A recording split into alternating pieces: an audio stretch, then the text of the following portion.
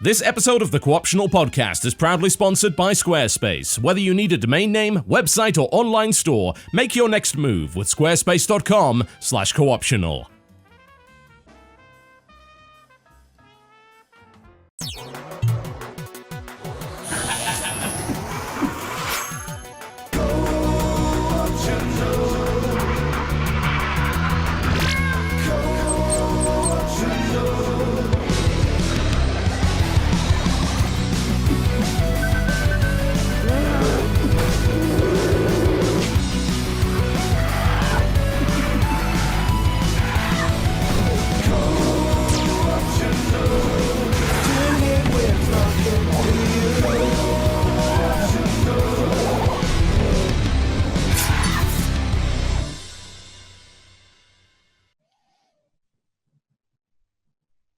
Ladies and gentlemen, welcome to the Co-optional Podcast here on the 20th of March, 2018.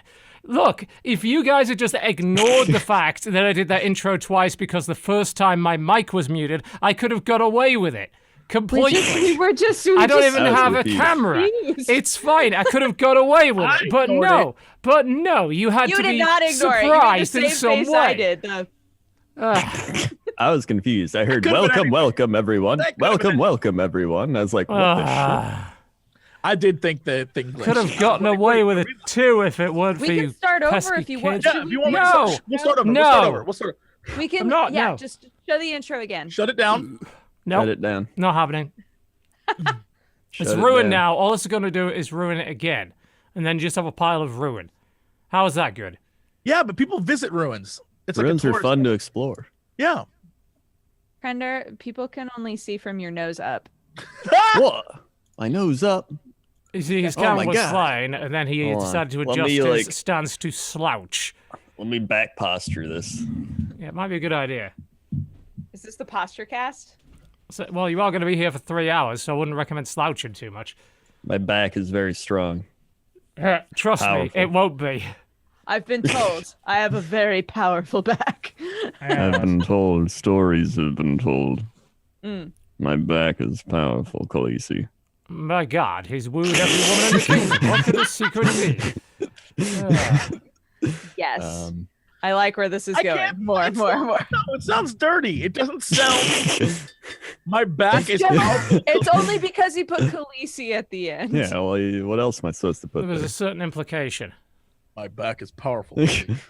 That's weird. My back is powerful, Khaleesi. What if Sir Jorah Mormont. Yeah, what if it was my back is powerful, Mr. President? Is that worse? No, just as dirty. Just as dirty. My back is but powerful, Mr. President. Yeah, maybe. Yeah. We'll figure it out. Anyway, great posture. What if you said, my back is powerful, Mr. Trump? Same. I mean, you know what? I don't think it's dirty anymore. I don't think it's dirty. Well, no, not dirty. No longer dirty. he would probably compliment my back and say, I love your back. You have great posture, and I love you. Great. Why don't you come to my tower? And I said, I will. But I have the best back. The greatest back. Everyone says so. Yeah. Also, hello. Hi, everybody. Welcome to the Co-optional Podcast. We occasionally talk about video games, and sometimes we try to figure out how to make dirty things less dirty. And are we showing off mugs? Hold on. I mean, that wasn't the plan, but you can do what you want. Everyone's showing off mugs, so I might as well be like... I've had this acorn mug for like 20 years. Fun fact, TB bought that mug. I did. The I like her butt mug. I did not buy it for Jesse, I must admit. Hey, but... he was hosting that waifu game. Yeah, he didn't buy it for me. It's here. Now it's mine. Hilariously enough, yeah, that mug, for anybody watching, it's a set of 2 mugs. One says, I like his beard, and one says, I like her butt. TB got them for Sam and I as wedding gifts, right? And it's now just Jesse's mug. I was going to assume that the vast majority of that stuff would end up in the office somewhere, so... I've stolen them. Much like many, there are many mugs here. I brought mugs that I've wanted to get rid of, and they're here. This because it's really just so. I don't need to talk anymore. I can just sit here and just read the news like, It is one of those. I have a mug that has a really fancy looking fox on it, and it just says "cock" in giant letters. And it's totally one of those mugs where when you drink out of it, everybody's just like, "What the fuck is that mug?" It's kind of the same sort of. I disagree. I think if I saw you with that mug, I'd be like, that exactly sums up who this person is. I don't need to know more. It's like, would you like to know more? No, I'm good. I'm fine. No. I know everything I need to know. Yeah. They've made their life choices, and now I've judged them. I've made a lot of life choices. Yeah. This office is built out of mugs. People don't know this. And life choices. Yeah, mugs and mugs. Quite and a lot of poor life choices on the cement. The cement that holds the mugs together are life choices. That's why we keep having to have construction put in here, because all of our life choices are terrible. Well, yeah. I was trying to think of it. No, you're right. It's not wrong. Crendor, how have you been? Were you grinding your own beans earlier? Is that I what was grinding my own beans? I told you that's what that noise was. Dodger was like, "What's that weird noise?" It's like, it's Crendor grinding his own beans. Are you saying you own a coffee company and you don't grind your own beans? Really sounds like a euphemism for something else. I mean, it does not sound like that.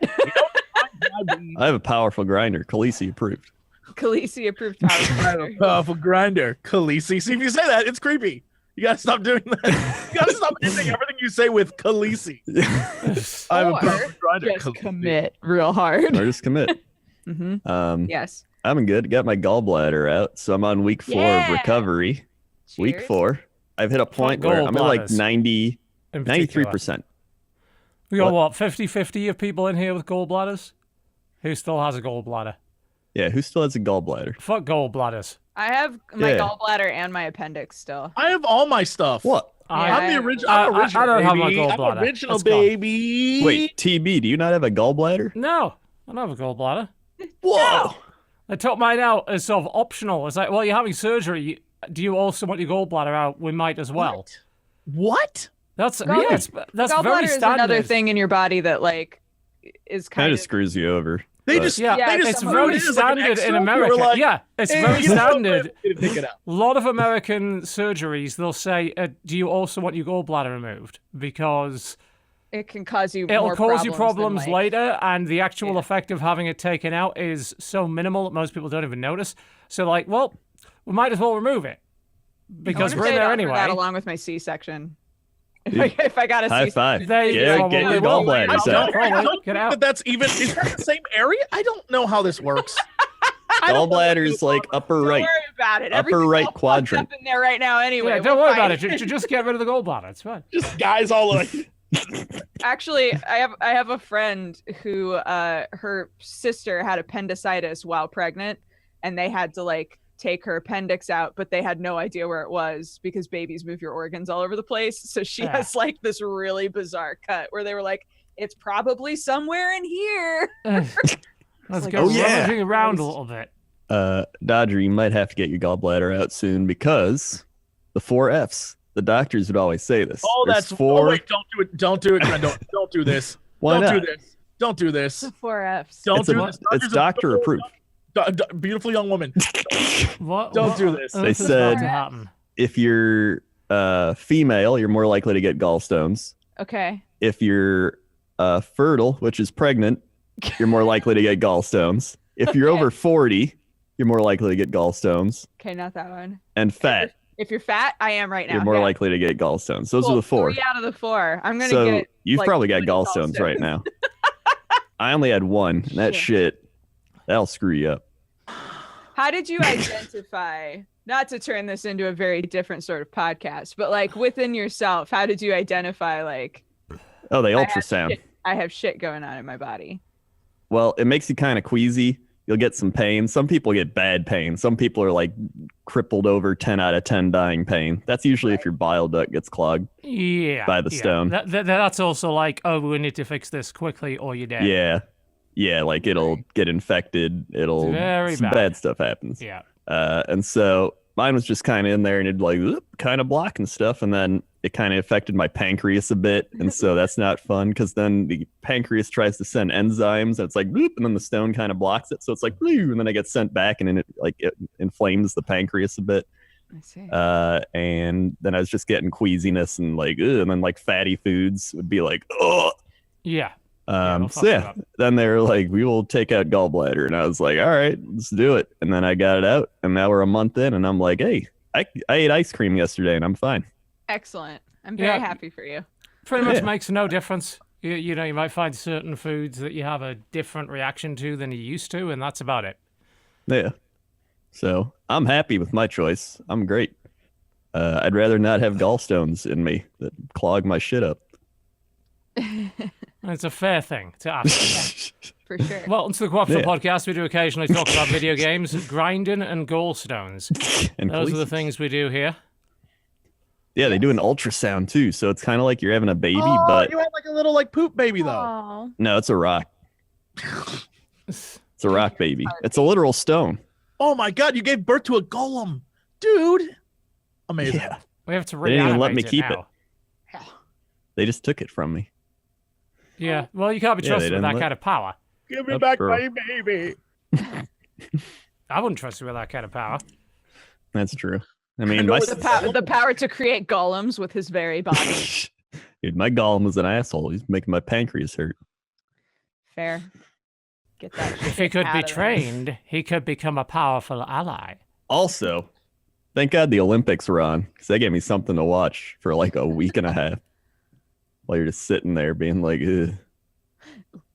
Surprised it kept you in that long. That's like, fuck you, get out next is the current strategy of a lot of hospitals in the US. Oh, well, I mean, I went home the same day, but I just sat at home watching the Olympics. Then again, I had to go back to the ER because I couldn't pee, and then they put a catheter in. That's not the most fun experience. I've heard catheters really suck. Yeah, they do. Yeah. They very much do. Yeah, they especially suck when you have to have them put in multiple times because it didn't work the first time. Oh, Jesus. Yeah, I don't remember a huge amount of it because apparently pain blocks out a lot of memory, but apparently during the process I took a right hook swing at the nurse. And I had to be held back. Right. Yeah. It's not a very pleasant experience. And I wouldn't recommend it to fucking anybody if they can avoid it. Jesus. No, put me out in a boat, like put me on an iceberg. Put me and let me die. I'd rather go. Yeah. I have never experienced pain of that nature. It's not great. Crendor, when he told me about it, I was like, nope, I'm out. They shove a rubber tube down your ding dong. Yes, they do. And they're like, is it going to hurt? And they're like, yes. I've done a lot of these. And that means like, nothing. Oh, no. That means absolutely nothing. Yeah. Yes, it will. It's nothing stops it. You just deep breathe in and then pray. Crendor, stop telling everyone what. Look, if you want to know more, listen to Talks of Crendor. He explains everything. Indeed. For 25 minutes. Let's move on to video games for a number of reasons. One, because you're ruining the content of his other show of bullshit. And secondly, because I think you're freaking out the audience. And the other show is only bullshit. That's all we've got. Yeah. That's all we've got on that show. You can't cross the streams too much, otherwise people are going to be like, why even watch the bullshit show? When I can tune in for this bullshit. Exactly. Lots of bullshit in it. All right. Yeah. Hat in the ring, somebody please start us off with something that doesn't have horrible, crippling memories associated with it. Video games, what you got? It's a lot of video games that give some bad memories. Played it too, and I want to talk about it. The Council came out this past week. The Council, yes, okay. Yes, so The Council is a game we talked about last week that is a game where you're on an island searching for your mother. It's set in the late 17th century. 18th century, 1700s. Look, it doesn't fucking matter. Set in like 1790 something. And you are on this island and you're trying to find your mother, who is part of a secret society that works with the occult. And yeah, they portray her as being like kind of this badass detective adventure lady. But she looks like she's 95. But yeah, she's old as fuck. It doesn't make any sense. And the main character, right off the bat, has some of the funniest jank voice acting I've ever heard. There's one scene where he goes, "Oh shit, "Mother, your arm," and she just has like a decapitated arm. Her arm's just like gone, and he's like, "Oh shit, your arm," and I fucking love it. Anyway, the plot literally is you searching for your mother, and you meet a bunch of characters along the way. You have George Washington's there, Napoleon's there, some woman who I don't remember her name. I just know she has boobs. I think that was the point of her character. She has boobs. She's a duchess in England. Sure, whatever. And then the daughter of the current vice president, and then a bunch of other characters are there. Some dude from the Vatican, whatever. And the way the game plays, it plays kind of like Life is Strangey, where you go around, you like look at different things, except it has the mechanic that at the start you choose from 3 different paths. So you can either be a diplomat, a occultist, or a detective. And I went detective because I was like, I'm gonna Sherlock this shit. And each one of those paths allows you to have different abilities. You can unlock them as you go through for the other paths, but you start can unlock any ability. Yeah. But you start with those main ones. And so I figured detective let me like talk to people and like get straight to the point, and also like have agility because I guess detectives are quick. And so it changes the way you play and what you can access and how you can tell the story. So sometimes you miss things, sometimes you don't have access to certain routes, sometimes it changes conversations, and it's really cool. I will say, control wise, mouse and keyboard, whatever they have the mouse setting as is terrible. Oh my god, I turned the sensitivity all the way up and I still could not turn around naturally. Yeah. But it was perfect with controller. So. Yeah, I went the exact same route. I was like, why doesn't this work? And I was like, oh, it works fine with the controller. That's weird. And yeah, it's a mystery that the more you play, I will say at the beginning I was like, this is so jank and silly and this is so weird. But the more I played it, I was like, okay, especially at the end. I'm not gonna spoil the end, but I think what happened to me at the end was, I don't know what ending you got, Dodger, for chapter 1, but like people were saying that you and I, even though I went to cultist and you went detective, that you and I made a lot of similar choices, but we had, because I remember when we were first talking about this game and TB was like, yeah, they're saying that that your choices really, really matter in this game. And I think that the way that they wound up doing that was a little bit Long Live the Queen-ish for anybody who played that game. Yeah. A very different type of game. But it's the same sort of an idea where it's like the game is telling you constantly like, oh, if you had this skill, you could have kept this dialogue going. Or like, oh, you had an opportunity to hop into this conversation here, but you didn't have this ability, right? So the way that they create all of these branches is through the skill system. So whatever skills you start with gives you opportunities at the very beginning. And then at the end of every chapter, you have, I think it's 4 points to spend wherever you want. Right. Also, choices, just like normal ass choices that you make when talking to people. So say you're having a conversation with somebody and your 2 options are, well, that fucking sucks, I don't care, or wow, that's incredible, tell me more. One of those could potentially unlock something for you, and it could be like, oh, it turns out that you are forgiving, right? And then you wind up with like 1 point in the skill of forgiveness, which doesn't necessarily unlock it, but it gets you a little bit closer. So then when you're using your points, you're like, oh, maybe I should just unlock this so that I can use it, you know? Yeah, they also have books that you can find, and the books will give you points. And at the start of each chapter, you can read really like book. that. I think that's pretty cool too. Yeah. The thing that I really, really liked is even though it definitely seemed like we're gonna force you into some obvious like see you on your next playthrough situations, I like that kind of stuff where you have a great example is at one point, one of the characters is like, give me 10 minutes alone in this room if you can get in. And you already have the initial choice whether to do it or not. And then when you go, if you say yes, then you're in another scene where you meet another character who's like, yo, that person that you're definitely going to like go stall for 10 minutes is fighting some other person. So you need to go in that room and make a choice on whether to be involved or not. And then if you get involved, the repercussions of that, and that like how that affects like the first mission you're on. I think that's kind of interesting because then you can go back and be like, what if I went the other way? Totally. I do think, sorry. No, I was gonna say my curiosity is how much of the game is like you start at point A and then you have like 50 different things, but they all lead to point B. So it feels like you're doing something different, but really you're not. And I guess you'd have to play it again in order to figure that out. But I'm curious how it actually works. It's not a Telltale syndrome, isn't it? Like they do. Well, we don't know. We don't initially, know yet. Yeah, exactly. Initially, though, they did a good job of hiding that, and then later on in Telltale games, we just expected it because we knew that's how they did it. But this is not that studio, and they made as we mentioned last week, pretty large claims regarding everything you choose actually makes a difference. It will be interesting to see how much they're able to stick to that because you can't. Can we like do like a little spoiler thing really quick, just so I can ask Dodger about it? Yeah, I can put that up. All right, spoilers, which are not working at all. Wow. The answer is kind of we can't, because for some reason my source file has disappeared completely. Can we old school spoiler finger? We can old school spoiler finger. Yes. As the fingers are up, there are spoilers about this game. Yeah, if you don't want to hear it. When our fingers are down, that means you're safe and you won't hear any council spoilers. Yeah. 3, 2, 1, go, Jesse. Okay, so at the end of this chapter 1, because there's 5 chapters, 6 chapters, something like that. Yeah. At the end of chapter 1, I'm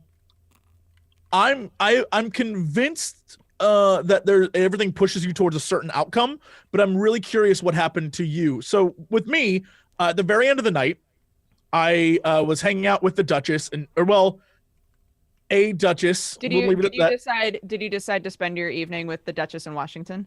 No. So what happened is I ended up with the Duchess in a secret room, and we had a conversation in a secret room where I discovered information about the guy whose manor it is. And then she told me something about herself that was like, oh, so I found out about the Duchess and like what she's doing there. And then as I was heading back to my bedroom, she's like, hey, I'm going to spend the night with you tonight. And I was like, hell yeah. And then Elizabeth comes out and she's like, I need to talk to you right now. I need you to come to my bedroom. And I was like, oh God. You mean the end of the game? Yeah, the end of chapter 1, right? Why did you say chapter 1 like of many chapters? Oh, well, because the one episode itself is split up into chapters. So I was like, episode 1. I'm sorry. What the fuck? You hit all of this shit so early. No, episode 1. Yes. The end of episode 1. Yes. Yeah. And so then I'm coming back and Elizabeth's like, I need you right now. I need you in my bedroom. And so I was like, okay, well, I've been playing like good guy detective where I'm not like about boning down. I'm trying to solve a mystery. And so I was like, nah, sorry, Emily. I'm not going to go back and like shack up with you. I'm going to go figure out what this girl's in. And then because I didn't give a shit, I just kept drinking. I did the same thing. Never mind. We got the exact same ending. And then you wake up and she's dead. Yeah. we did the exact same thing. Okay. So my question is, and this is what I want to go back and see. If you decide to go with Emily or you go in the room and drink and then you have the option to leave, right? Does she still die? Is that part of the plot? Does it move? Because like the way that we've played it right now, we're the obvious person to have killed her in the eyes of everybody else. Yeah, the guy walks in the room and is like, "Oh, you!" Yeah. But I think that's fascinating because everyone in chat was like, "You failed," like, "Oh, you screwed up," and it's like that's fascinating for me going into chapter or episode 2 because now everyone on the island thinks you're a killer, which is like interesting. And I wonder if you hadn't done that, what the episode 2 story would be, because you would be in a room with Emily all night, right? Yeah. If she was dead, or does she die? I have no clue. And I think that's interesting to me. I'm wondering the same shit. Because I fucked up every interaction with Elizabeth up until that point. And so I was like, I need to figure out something about Elizabeth because every time I talk to her, I fuck up real bad. And I think that's one of the other things that's kind of interesting. Thank you, Crendor. Yeah. I think that's one of the other things that's interesting about the game is they give you opportunities to use these skills that you have, but it's not necessarily the right choice to make. Right. I had that problem with was it Napoleon, with one of the characters where I selected the option that was like, oh, this is my skill, and there were it might have been Emily, and she was like, oh, you think you fucking know me, and I was like, yeah, I did the same thing with Emily. Yeah, because every character in the game has, well, I guess we can unspoiler, right? Yeah. Okay. Every character in the game has things that they're weak to and things that they're strong against. So like one of the characters, logic doesn't work on them because it'll literally, yeah, they you are have overly logical. You'll have a mini game where you can like really quickly, you have to like mouse over a part of them. So you'll either get like 2 or 3 options and it'll be like their mouth or a brooch. And one of them's right and one of them's wrong. And if you select the wrong one, it's like, well, you found out something that they're immune to. And if you select the right one, you're like, now you know that philosophy can fuck with their minds or some shit. Right. Yeah. So it creates a situation where even if you're in a conversation where there's 2 like kind of bland sounding answers, and then 2 answers that are based on your skills, and you're like, oh, those are way better answers, they might both be fuck ups, right? Because that person is like, are you trying to manipulate me right now? And you're like, no, what? No. I don't know. Yeah. So yeah, I think they're doing a lot of interesting stuff with the game, which every time we talk about games like this, we're like, God, I just wish somebody would do something different. And I do think that there's some fun, interesting stuff. I ranted for a really long time to Sam after I was done with this game about the fact that every fucking character in this game has like, almost every character in this game has an accent that matches where they're supposed to be from. Except the main character and his mother. You and your mother are supposed to be French detectives, and you have an American ass accent. And Napoleon Bonaparte is there with a French accent. I was like, "You got one for him." I was the entire time. I could not think. I was like, "Wait, hold on, time out." So, because when he talks to Emily for the first time, I was like, "Oh, so they keep talking about French. Is she supposed to be French with a British accent, and he's supposed to be English with an American accent?" I was like, "Wait, no, hold on. She's English, and so we're apparently French." And then they keep saying like your full name, and I was like, that's a very fucking French name. And as time went on, I was like, wait a minute, we live in France. Your mother's from France. Why do we sound like this? And our mom has a British accent, and we have the most American sounding accent in the entire world. Oh my, it blows my mind. And it's not even just like American. It's like if you were like a NorCal, if you were from Northern California and an American, because some of the lines are like, oh, come on, man. Like, it's just like, there was a scene. Oh my God. There's a scene where you're talking to the guy from the Vatican and you both say see ya. And I was like, no one said see ya around this time. How do you know though? The guy from the Vatican literally is Crendor's Italian accent. I expect him to literally like, oh, pasta la pizza. Like it's that's what it is. It's 100%. It is so silly. The voice acting is super silly, but the game itself is really good. Like the actual gameplay is fun. So yeah, it kept me. I'm very intrigued about how it's going to continue, and I'll definitely play the next part. So they did their job. Job, and I also would love to go back and just try it again as a completely different sort of person and see if it's different, you know? Yeah. Also because there's some of the things, it's like chapter 1, there's some answers that are like level 3 intellect or some shit. Like, how would I do that unless I know going in, I'm going to level a guy just for this one question and see what the answer is. Because how would that, like, I don't understand, but oh my God, there's one part that I fucking love in this game where... Am I putting spoilers up again? No, it's not a spoiler. It's not a spoiler. I where never quite trust you with that.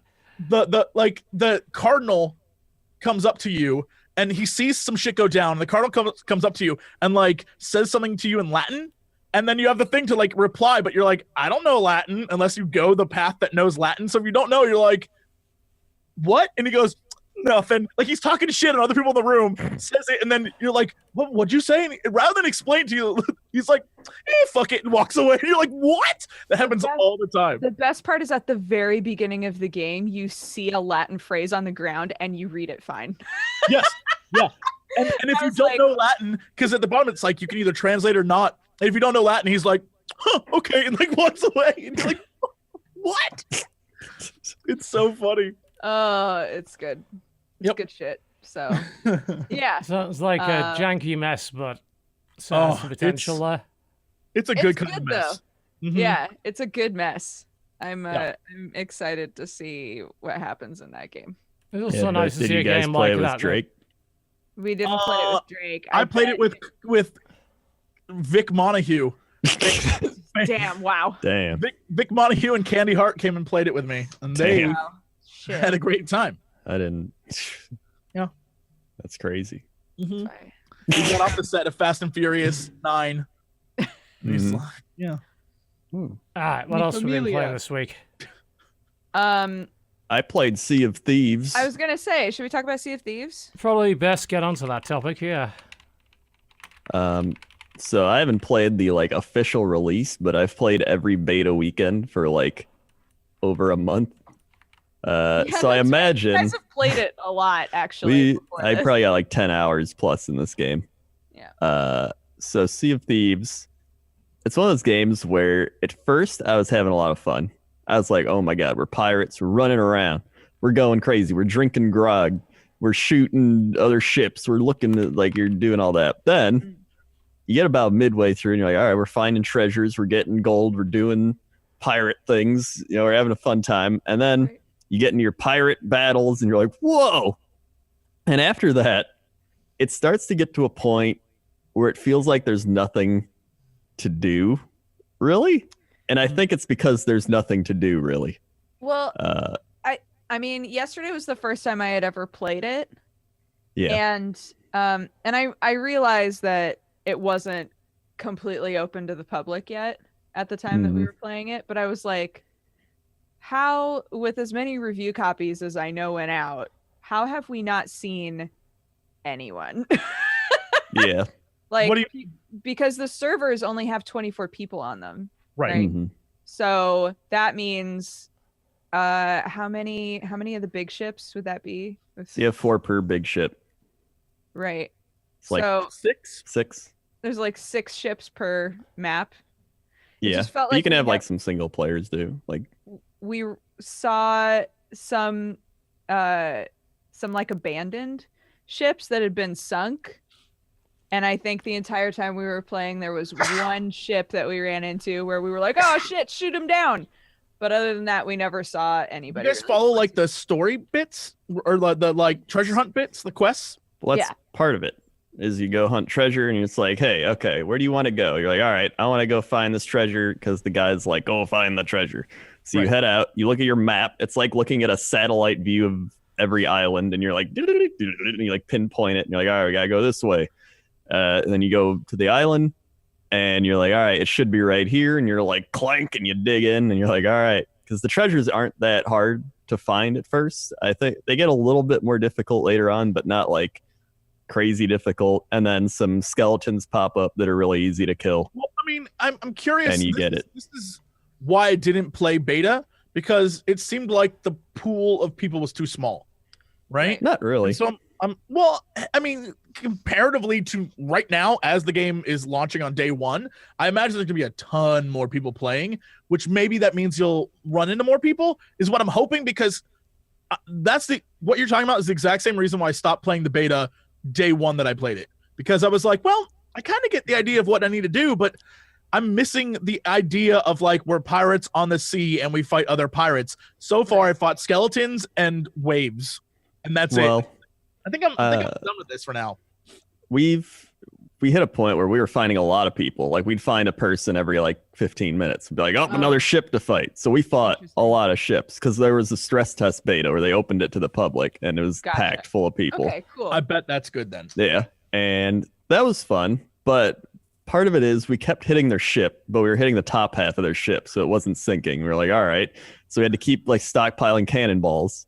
So like, all right, we need a lot of cannonballs. Then we'd shoot them, and then we'd hit the bottom of their ship, and then they're like, all right, they're sinking, but they're boarding it up. So then you got to go onto their ship, kill them, and then sink it. So the best way to do that is you take like a TNT barrel, and you're like, ugh, and you just like put it down there, and then you blow it up, and then get out of there. But even then, you got to hope they have treasure. And the problem is, a lot of people don't even go get treasure. They just wait for you to get treasure, and then they try to sink you. So it's just this big thing of people trying to get other people's treasure, and then nobody's got treasure because they're all getting other people's treasure.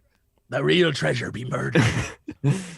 And so it was fun. And then we're like, I don't think I want to play anymore. You just hit that point. Beautiful. I guess they're doing they have plans for a big content patch. The water looks amazing. Soon. The water looks incredible. I really like the way that the ship works, just in general. I think steering is nice. Affecting the sails is really intuitive. Looking at the map is intuitive. Like, all of it works really, really well. So if they keep adding more stuff to do, I guess they're adding in more like enemies, more enemy types and stuff like that. The thing was, Force kept getting into this. Force is like, he'll go all out in one game, and he's like, I love this game. And so he was like, guys, you playing this week? Or like, what did they add this week? And he's like, the skeletons are harder. And we're like, all right. And so we hop on. It's the exact same game, but one skeleton dies to like guns and one dies to knives. And he's like, well, they're different skeletons. I'm like, these aren't different skeletons. This is just them saying, oh, I guess skeletons are too easy. Let's make it slightly harder. And I was all right. Yeah, we did a couple of different like kind of raid situations with skeletons. Oh yeah. There was like a big the island skeleton face in the sky. Yeah. And that was actually really difficult. And there were a lot of different types of skeletons, which I thought was interesting. It was like nighttime, and there were like shadow skeletons, and it took us a while to realize, oh shit, we have to shine a light on them in order to make them corporeal so we can actually hit them, because we were like, they're not dying. So like, yeah, I think it's got a really, really good base of stuff. And if what you're saying, that base costs $60. Well, yeah. I mean, I kind of dispute that on the basis that it costs $10 a month if you get Game Pass. Well, that's what everybody's saying. They're like, just get Game Pass. Just get Game Pass, play it for a month under Game Pass. If you're done by then, it costs you $10. That's probably pretty reasonable. That's if true. they manage to actually get you into it and they've got enough content available, then hold on to your Game Pass. I mean, I think that's the nice thing about that feature in particular, launching with Sea of Thieves, because it does seem like the biggest complaint for Sea of Thieves across the board is there is a content issue here, or a lack of content. The base game is good, but there isn't quite enough to do. The other big complaint is, Jesus Christ, why is it so convoluted to just play this game? Yeah, Xbox. Oh my God, the awful. Xbox app and the Microsoft Store are the fucking worst things I've ever tried to deal with in my Yeah, I hit the point where I was like, why can't this just be on like Origin? Just put it on Origin or something. Yeah, so I bought the game because I thought that was how I would play it early, is by buying the game ahead of time.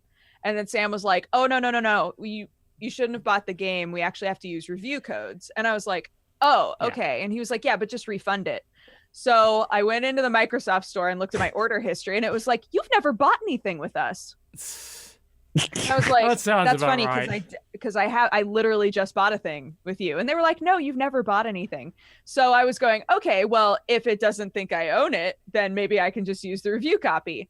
I tried to use the review copy, and it was like, you already purchased this game. And I was like, that is not the first time that's happened. The Xbox Store and the Windows Store remain absolutely awful. They really do. They're a massive hindrance to getting any game that is on there. And thankfully, there aren't all that many games you have to go through to get it. So then I made a new account. I was like, all right, I'll just put the review code on I'll just make a new account. Fuck it. Made a new account, put the review code on it. And then everybody was like, yeah, you just gotta now you just gotta sign out of the Xbox app and sign in as this new account. And literally when I hit sign out, nothing happens. So I could not sign out of the Xbox app. And Sam was talking to somebody who works there, and they were like, yeah, there really isn't a fix for that. I was like, that's a big ass problem. That's a fairly you can't major sign out issue. of an account? Like, what the fuck are you talking about? Your friends come over. It's like, hey, can I get in my account? No, you can't. It also links to if you're on your computer, it's linking your computer's account as well. Your Microsoft account, your computer account, like all that shit's the same. You gotta be really careful with that. Gotta have Windows 10. You link something, it's like, oh yeah, shit. Now it's linked to this. So sign out doesn't do anything? No, if you sign like you literally have to sign out of your Windows because you hooked up everything. You have to log out of Windows. Pop up. I literally click it and it acts like I haven't clicked it. It acts like there's nothing there and I haven't clicked it. Because you aren't signing out of the program, you'd have to sign out of literal Windows. Then don't put a sign out button here.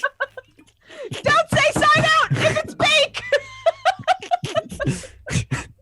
I hate Also, yeah, you gotta have It Windows is 10. absolutely fucking dreadful. It's 10. indefensibly bad. It's What? indefensible. Indefensibly bad. No, Yeah. it's indefensible.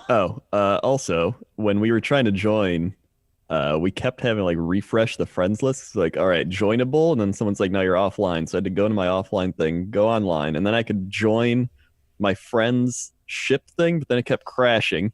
That was one beta weekend. We spent an hour just crashing at the join Xbox screen. And then the main thing I was going to say was that you get all this gold from these treasures and stuff, and you're like, all right, I'm going to go upgrade my stuff. And it's all just cosmetic things. So I was like, oh, is this gun better? And it's like, no, it's just cosmetic. And I was like, all right, okay. So I buy it. And then after a while, I'm like, we don't really need gold then. Like, Well, I just... what are we getting this gold for? to be a cuter pirate. Yeah, but I who have cares? the cutest pirate in the whole world. She's a fat granny with a beard. You're not gonna get people continuing to play your game if there's no real form of progression in it. Yeah, so it made me Cosmetic realize the isn't main thing is good PvP. enough. You need more than just that. Yeah. So it turned out it's like, oh, so it's just PvP. But even the PvP boils down to like steal other people's treasure. It's like, well, I don't need to steal their treasure because it's just cosmetics. So I don't even care about treasure. And that's like, well, this game needs a lot more shit in it. And then that's where we are. Now we're full circle. Also, Xbox Live thingy detects that I'm playing League of Legends, which is really weird because I don't know how they know I'm playing League of Legends when it's Xbox Live. Because I had my League open, like the background client. Someone's like, Crendor, why are you playing League as you're playing Sea of Thieves? And I'm like, I just have it open. How do you know I'm playing League? And they're like, Xbox told me. And I was like, creepy bastard. Yeah. What the shit? Xbox, when I went on there today to install the game, it also tells me like the Blizzard games I have and a few other games on my desktop. I'm like, wait, why do you are there know Xbox this? achievements for Blizzard games now? They're like listed under achievements. It says 0, but I'm like, the fuck is this? So yeah, that's crazy. Not okay with this. As I recall correctly, Windows has, at least Windows 10 anyway, has some sort of registry for certain games, and they end up on that list. Because I found stuff on various lists in various applications, and I'm like, how did you know I had that? I never registered that with you, but there's some internal Windows list that knows. So it's like, yeah, that's a slightly uncomfortable realization. Yeah. To be fair, if you install something on their operating system, it probably has an idea, yeah. And that's why you need Windows 10. Yeah, so it can track everything you do. Yeah. What if there was a system like, Oh boy, here we go. Yeah. What if there was a system? What if there's a system? going back to piracy.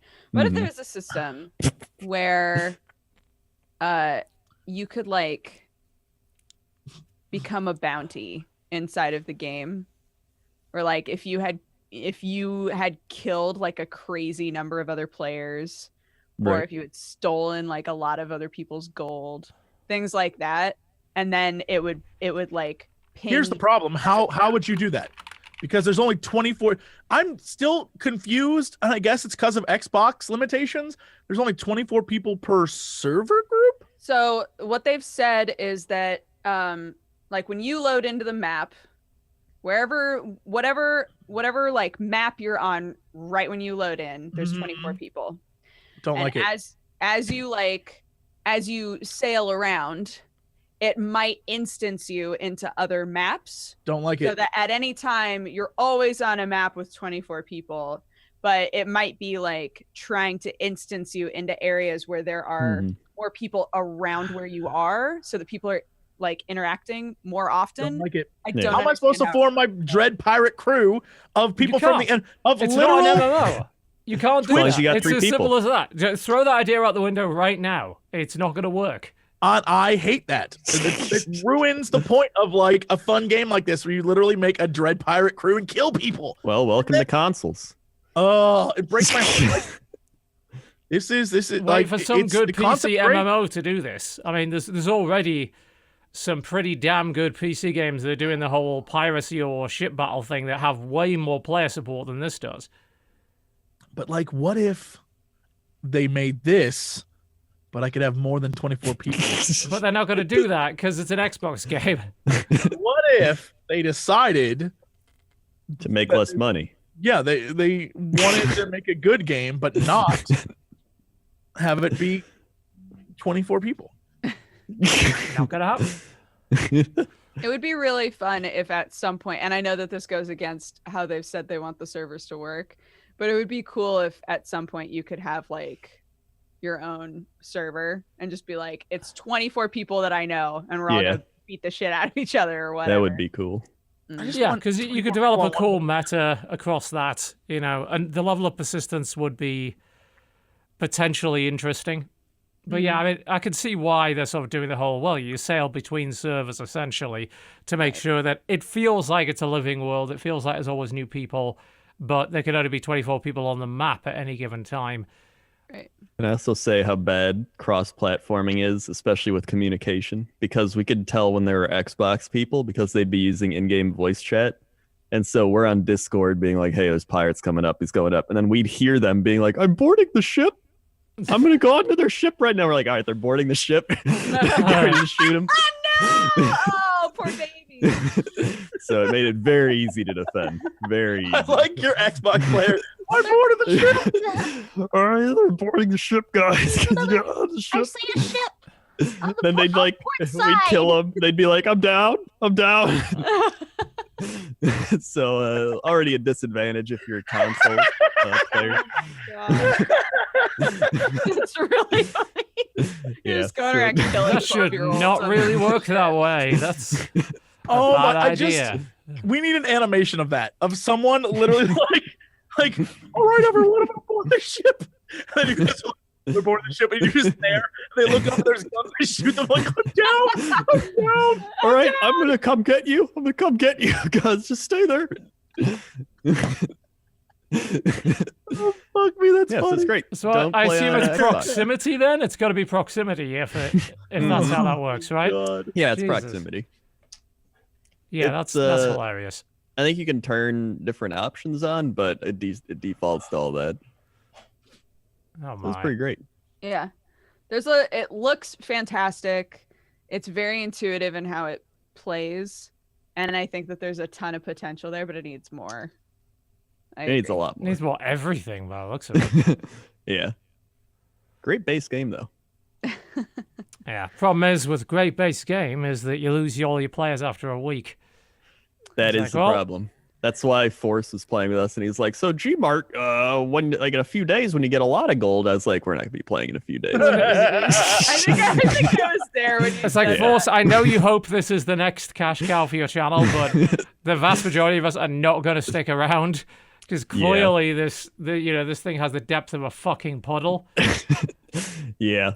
Somebody, it was like somewhere on the internet showed the Kraken, and it had like the big tentacle coming out of the water, and then if you go underwater to look at it, it's just like cut off. Like they just didn't edit in. Well, apparently it's any also part of the really, Kraken. it's Babby's first raid boss from what I've heard. Like, it's really easy to take down. So like, oh, that's the end boss of the game? Okay.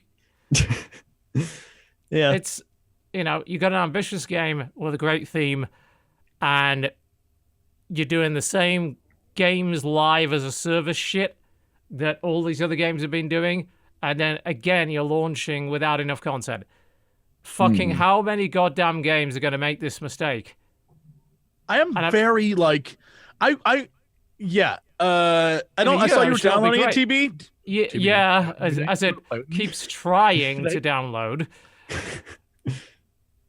Like, I want to play it. I definitely want to play it after the stream today. I just am like, I got to see what is in this game because I truly can't. Everything I've seen, everything I've played, I'm like, okay, I get the basic of the, like, I get what the game is. That's it. But what do you like do in this game? And I don't want to like. That's just it, though. That's all. That is what you do. That is what you do. That's it.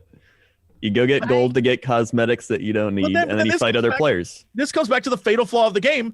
It sounds like a game based off of character. It's not about what the game is, man. It's about what you make in the game and about character interaction. So why is it limited to 24 people? Flip. I can't, like, that's nonsense. I understand probably technical limitations, but like, if your game is about interacting with people and creating your own stories, why are you then limited in the stories you can create? It's about your crew, man. Yeah, I definitely want to try it now that it's open to everybody and see if it feels different. And also, like, when I was playing yesterday, I was playing with, I was playing with the boys and they've played every beta. So when we would get to an island, Gmart would be like, all right, okay, it's over here. And he'd just like go and grab the chest. So I have no idea what it's like to actually look for a chest. Like I was playing with very seasoned Sea of Thievesers. There's also a thing where you're on the island. If you take your sword and you go like, whoop, and you do a charge up, you'll like fly across the water back to your ship. Yeah, they told me about that too. Yeah, you got to do that. Otherwise you'll get stuck. They'll leave you behind. So, yeah. Yeah. The issue that I've got with games, they're like, make your own fun, is that for the vast majority of people, they're not going to get that experience. Right. It's the same shit that was happening with Friday the 13th and Dead by Daylight and stuff. It's like, oh, well, no, the game's great with, you've got people who are role-playing and all that. As long as you're RPing something dumb. Yeah. As long as you're RPing something dumb and have 3 famous streamers in your lobby, then the game's really enjoyable. So, yeah, but the vast majority of people don't have that. And they're not going to get that experience. They're never going to have that experience. And you can't rely on the whole make-your-own-fun thing if you don't have enough tools in the game. Well, in order to actually do that. Your own fun is easier when there's at least 2 of you. But I don't know how you play this. We're going to be playing it on their own. Oh, we ran into a lot of single player people, and I just felt bad because we'd like blow them up, and then they'd be like, "Oh yeah, they got nothing." Well, apparently, if you're good, you can play a single player sloop and just wreck people if you know what you're doing. But I wouldn't know. I haven't played it. That's only what I've heard. So it is doable. You can play a single player style. It sucks because it's a beautiful looking game, and I'm not like, I've been avoiding playing it since I played it the first time because I was like, they're gonna by releasing me so much more, and to hear people be like, no, it's pretty much the same thing, really saddens me. I'm like, massively concerning. All this time, it's been. That's what happened with me playing the betas. They kept being like, this is only like 10% of the game, guys. This is only like 30% of the game. This is only like 70% of the game, and I was like, this looks like this is the whole game. So, all right. Yeah, we may have a problem of people just bailing on this in like a week. Yeah, I had fun up until about 6-ish hours. Then you're like, all right, I think I've had enough. Sea pirates. Maybe try that whole Xbox Game Pass, so at least you're not dropping $60 to try this thing that you might be bored of in a week. Yeah, grab that. That's probably the way to go, and then cancel it if you are not feeling it. Yeah, I feel like this game will have a longer life than it normally would have just because of streamers. They'll keep it going, and people will be like, maybe I could find them in the game and kill them. And I feel like that'll be as long as it goes, but I feel like most of it's going to be kept alive by the stream community because I don't know. It'll be one of those games where every time there's like a big content patch, people would be like, oh shit, let's hop on our ship and see what's new and play it for a day, probably. And then and consoles. Console people like, I need games for my console. Yeah. I don't have many. I just don't, man, I'm curious to see what the console, like, I don't know. I don't know what the console reception is going to be for this. I just have no clue. I'm curious about this game because this is a game that like they have been pushing and everyone's being really hype about on like the gaming websites, but like I don't know anyone who's like, I'm an Xbox user and this is gonna be my shit. This is my game. Yeah. Right? I haven't seen any of that hype from players. I see it a lot on like this week Kotaku's 8th article about how you can be a pirate, and it's awesome. But I don't know anyone who's like, I read that article, I'm really excited. Like I don't know. I don't know. The game's beautiful, but I don't know what there is to do in it that has people like, all right, this is it. We'll see. And again, if in 2 weeks we're still talking about Sea of Thieves in any other capacity than everybody is not playing Sea of Thieves anymore, then that will be great. Yeah. But I'm definitely concerned that that will be what happens. So let's take a break. When we come back, more about the games we've been playing this week. You are watching the Co-optional Podcast. Don't go anywhere. Ladies and gentlemen, welcome back to the Co-optional Podcast. Hopefully you enjoyed your break. That's what they told me. I enjoyed my break immensely. I pooped. That's always good. I didn't. Yeah, I didn't so much poop as I did sit here and whistle, but like, you know. Yeah, we just kind of sang songs. Not quite the same So thing. what everybody's saying is I had a better break than you. Yeah. Basically, yeah. That's what we're saying. Yeah. It's exactly Yeah. Cool. All right. What you been playing? I played Ghost of a Tale. Yes. That the mouse game sneaking game. Oh, that game. That game looked cool. Yeah, Mises is based in Redwall, popular series of young adult books about apparently it's not an official stabbing. Redwall game. No, it's not. Inspired by Redwall. Yeah, very much like this is Redwall, but not wink wink is essentially the setup there. There is an official Redwall game being developed, but currently it's hot garbage from what I've been told at the moment. Everybody's like, this is a better Redwall game. Just don't get caught up in that unless they've vastly improved that. It's not worth it. But this is basically nudge nudge wink wink Redwall. Yeah. So tell us a little bit about it. What do you do? So it's actually a very stealth based game. You are a mouse who's been taken captive. You wake up in a jail. And the story, as far as I've played it, is you looking for your wife. You're a little barred mouse. Your little mouse wife? Yeah, you're a little barred mouse who is asked to come and play for the Baron, the Rat Baron, who is very mean. And your wife was a badass, and when you went up there to play, she refused to sing. She was like, fuck you. And so they sent you both to jail, but to different jails, and you don't know where she is. So it's entirely, at least, again, up to this point, it's entirely a stealth-based game where you're the only mouse, mostly surrounded by rats. You're an escaped, convict, and you're trying to find information about your wife.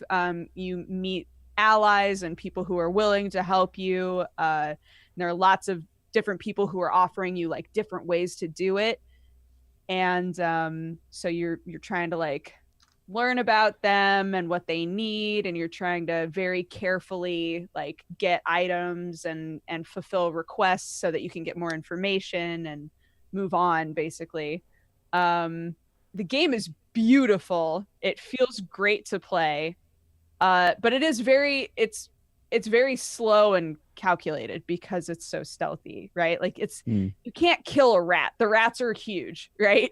You can, if you've picked up the right thing, sometimes you can sort of panic, knock them out, but not if they have a helmet, so it's just learning how to get shit done without getting caught, basically. So far it's really fun. It's just slow going. That's one of the reasons why I didn't I was like, it's cool, it's beautiful, but boy is it slow. And if people know my brand of stealth is I'll be sneaky. Oh, that guy saw me, fuck it, kill him. All right, I'm be sneaky. Your brand is very much stealth action. Oh, everything went wrong, I'll just murder everybody then. That's exactly my brand of stealth as well. Karate chop them and knock them out. I like the feeling of when I was here, but yeah. Yeah, I just don't like the actual execution of it. I don't like the like being punished for getting detected stuff. I'm like, oh boy, I suck at the instant failure shit. No. Yeah. It's well, it doesn't have instant failure. So like when you walk up to a rat who's guarding something, say, they'll have a diamond shape over their head that's black. And as they become more aware that you're there, it'll slowly fill up red. And so you can like duck behind a corner and then it'll immediately go all the way down. Or you can kind of go into more of a stealthy mode and maybe it'll fill up a little bit slower. But a lot of it, is like trying to push it enough that you can maybe steal things off of people or, get to a different area that's being patrolled while also being careful enough that you don't get caught. And if you get caught, they'll chase you, but there are lots of places to hide. So keeping an eye out for like good hiding spots. One thing that I do like that I think is really smart is you can only save if you're hiding. So there's no way for you to accidentally save at a point or auto save at a point where you're about to die. You can only ever save in a point where you are completely safe. That's good. Which I think is really nice. Yeah, I was like, oh man, that's actually awesome that I have to be hiding and safe and secure in order for the game to even let me save, which is nice. How much of it did you play? I don't know. I don't know how much of it I've played. It took me a long time to realize some things. Like, I thought that you needed to knock out rats in order to steal stuff off of them. So the game was like, oh, well, there's one rat that's patrolling this specific area and he has a key that you need. And I was like, okay. So I kept looking for a rat that didn't have a helmet on when it turned out that there was a rat that I just needed to be a little bit more daring than I was in that game so far. There was a rat where I needed to literally just like run up behind him and see if he had it and then run away before he like totally realized what was happening, you know? So stuff like that. Yeah. Just figuring out. But it is just a really slow game because you can't just like run wherever you want. You have to be aware that every place that you go has rats patrolling, at least so far. Because I'm still technically in the keep. I'm like 3 or 4 maps deep into the keep. So yeah, maybe at some point they keep talking about a forest. Maybe when I'm in the forest, it's not going to be as bad. But you're still a mouse, right? You're still like, they've established you as kind of the bottom of the pecking order, really. So the likelihood of there being shit in the forest that you still have to hide from, I think, is pretty high, but we'll see. It's good Overall, that it's getting it's beautiful. Yeah, it's getting solid reception from everyone that's played it, so that's nice to hear. Yeah, it's been my I need to chill and not care about how much progress I'm making kind of a game. You know, I need to be okay with playing for an hour and being like, I didn't accomplish anything because I'm still like trying to figure something out, you know? It doesn't seem like the best like stream game. It's not a good stream game, I don't think. I played it on stream and it was a lot of me running in circles and being like, I'm confused. What am I trying to do? Who was that guy even talking about? What was that riddle again? You know, it was just like not. Sounds like a great stream game for me. Yeah. Play it. I would watch the shit out of you playing that game. Just say they have different audiences. I'm gonna play this. I'm gonna stream it live on Twitch television. So there's that. I will. What else have we got? I also finally played Vermintide 2. Yes. The first time. Vermintide's fun, but It is fun. I've only played the crazy fire old lady. That's which my is supposed to be the hard one. So like, that is probably the hardest she is one. difficult to play. Really? Yeah, Well, she's potentially she can blow up if you use too much of her power. Yeah. She's also made of paper, so that doesn't help. Say that again? She's made of paper, so she dies really quickly. Yeah. She does require quite a lot of effort to play properly, she's potentially the highest damage in the game, but fuck me. You know, if you get in a bad situation, you get mobbed, you're not going to get out of it. Yeah, I unlocked like some kind of a fire sword, and I was like, cool, this seems in my wheelhouse. So I had like the fire sword that had plus damage against Skaven, and then I had, you know, my wand like ranged damage. And yeah, when I was able to sort of freely attack things, I was like, I'm cutting through these dudes kind of like butter. This is great. But if I got hit a couple of times, I was like, I need help. I need to get out of here. Yeah, I think learning, at least with her, and I'd like to try more, like a more basic class just to see. I'll play with you because I like the dwarf. Okay. I like the dwarf. And he's like, dwarf. I love him because now I have 2 pistols. So when I go into combat, if you get that buff that like makes you just really gonna unload fire, I'm a little dwarf and I'm like John Wick dwarf, and I just like it fucking is awesome. The only thing I don't like is that you have to be what other people aren't. So like, I was like, I play the Ranger, and Sam's like, oh, I play the Ranger, but like I'm level 500. And I was like, all right, well, I guess I won't play that. I'll play this thing. And then Gmart's like, I'm that thing. I'm like, I guess I'll play the dwarf. And Benji's like, I'm the dwarf. I'm like, I guess I'll try something else then. I'm kind of surprised that they didn't allow dupes in that game, because really the classes are not, as far as I'm concerned, stringent enough to say, oh, you've got to have one of these and you've got to have one of these. It's like Left 4 Dead, though, right? It's a whole Left 4 Dead idea. Well, no, because in Left 4 Dead, everyone's identical. Yeah, they're just they're just have different personalities. I mean, like level and context-wise, when the characters talk to each other and they like interact and everything's supposed to be a story, like I understand why they're doing it. I don't know that I agree with it, but I get why they've done it. Yeah. The characters talk to each other a lot in Vermintide. True, but honestly, like the lack of banter, yeah, it would be noticeable, but it wouldn't be a game killer. I think certainly in a private lobby, when you have the agreement of everybody, I think allowing dupe characters as an option would be good. Because it does suck for that reason. Dwarves. Yeah, I only have one character that has some levels on it. So I was like, yeah, I can play another character. I've got no weapons, no levels, and I start at, number 1. I'll try my best. I mean, thankfully, at least at the lower difficulties, yeah, sure, you can manage it just fine. Like, the game's a bit more loot dependent than the first one. In fact, quite a bit more loot dependent. In the first one, only at really high difficulty levels would your loot actually make a difference.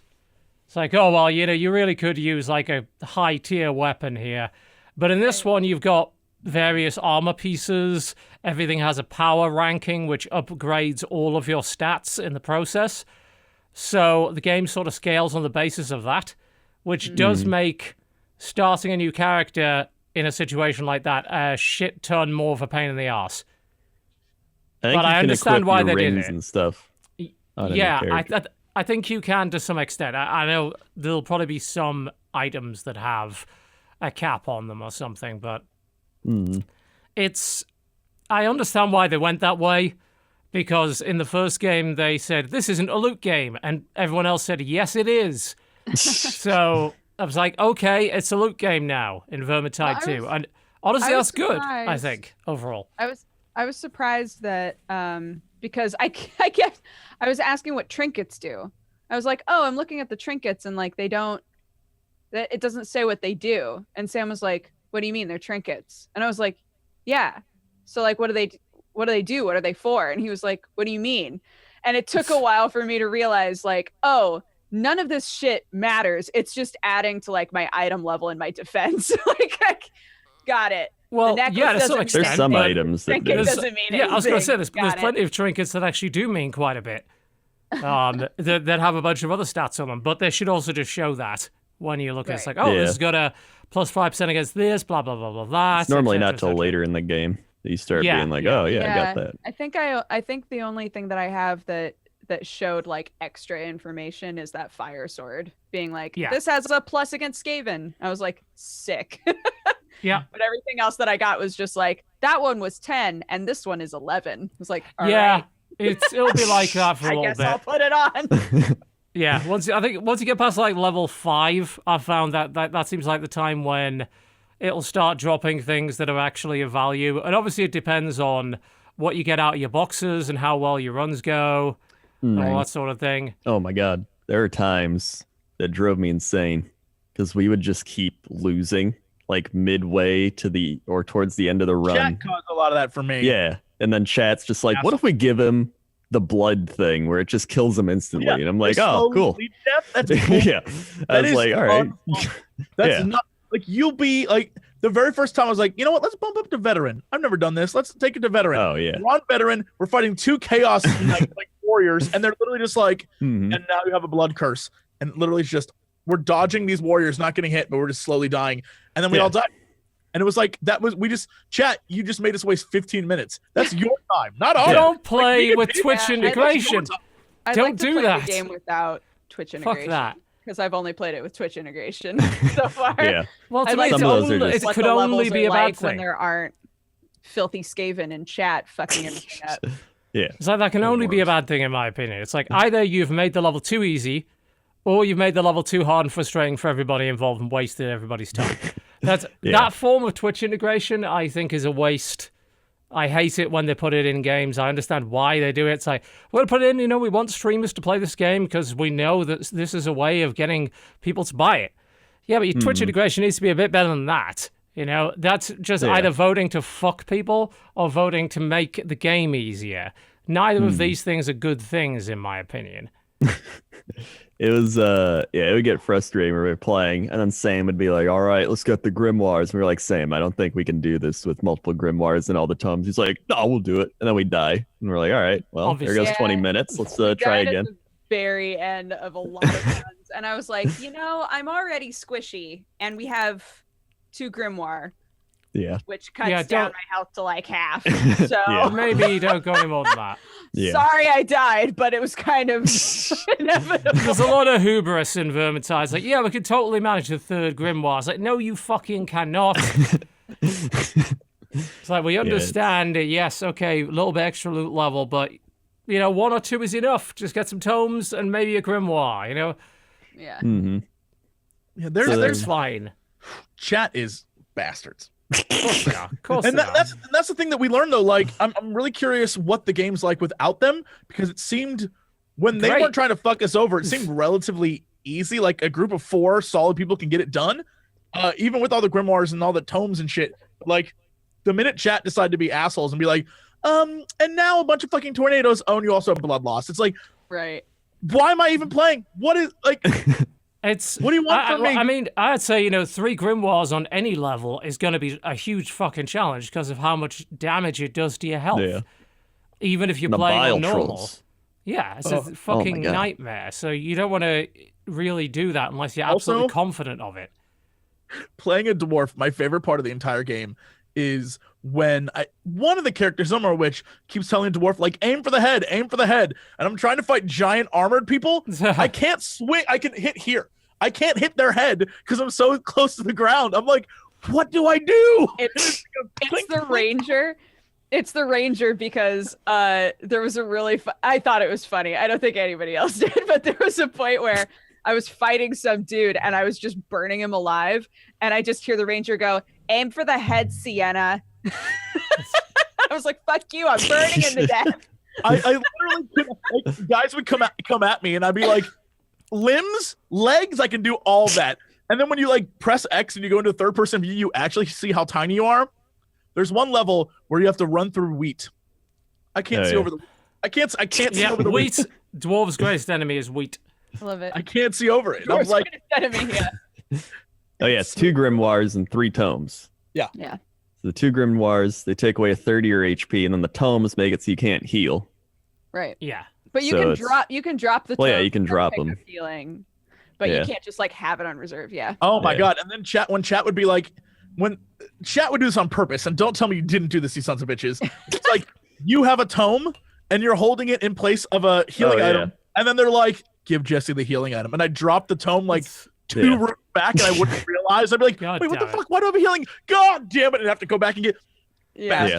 Fuck that. G-Mark kept track of that shit pretty well. He would be like, you need to drink that potion now. And I'd be like, what? Why? And he was like, because chat's about to give you something else. Drink it now. And I was like, Oh fuck!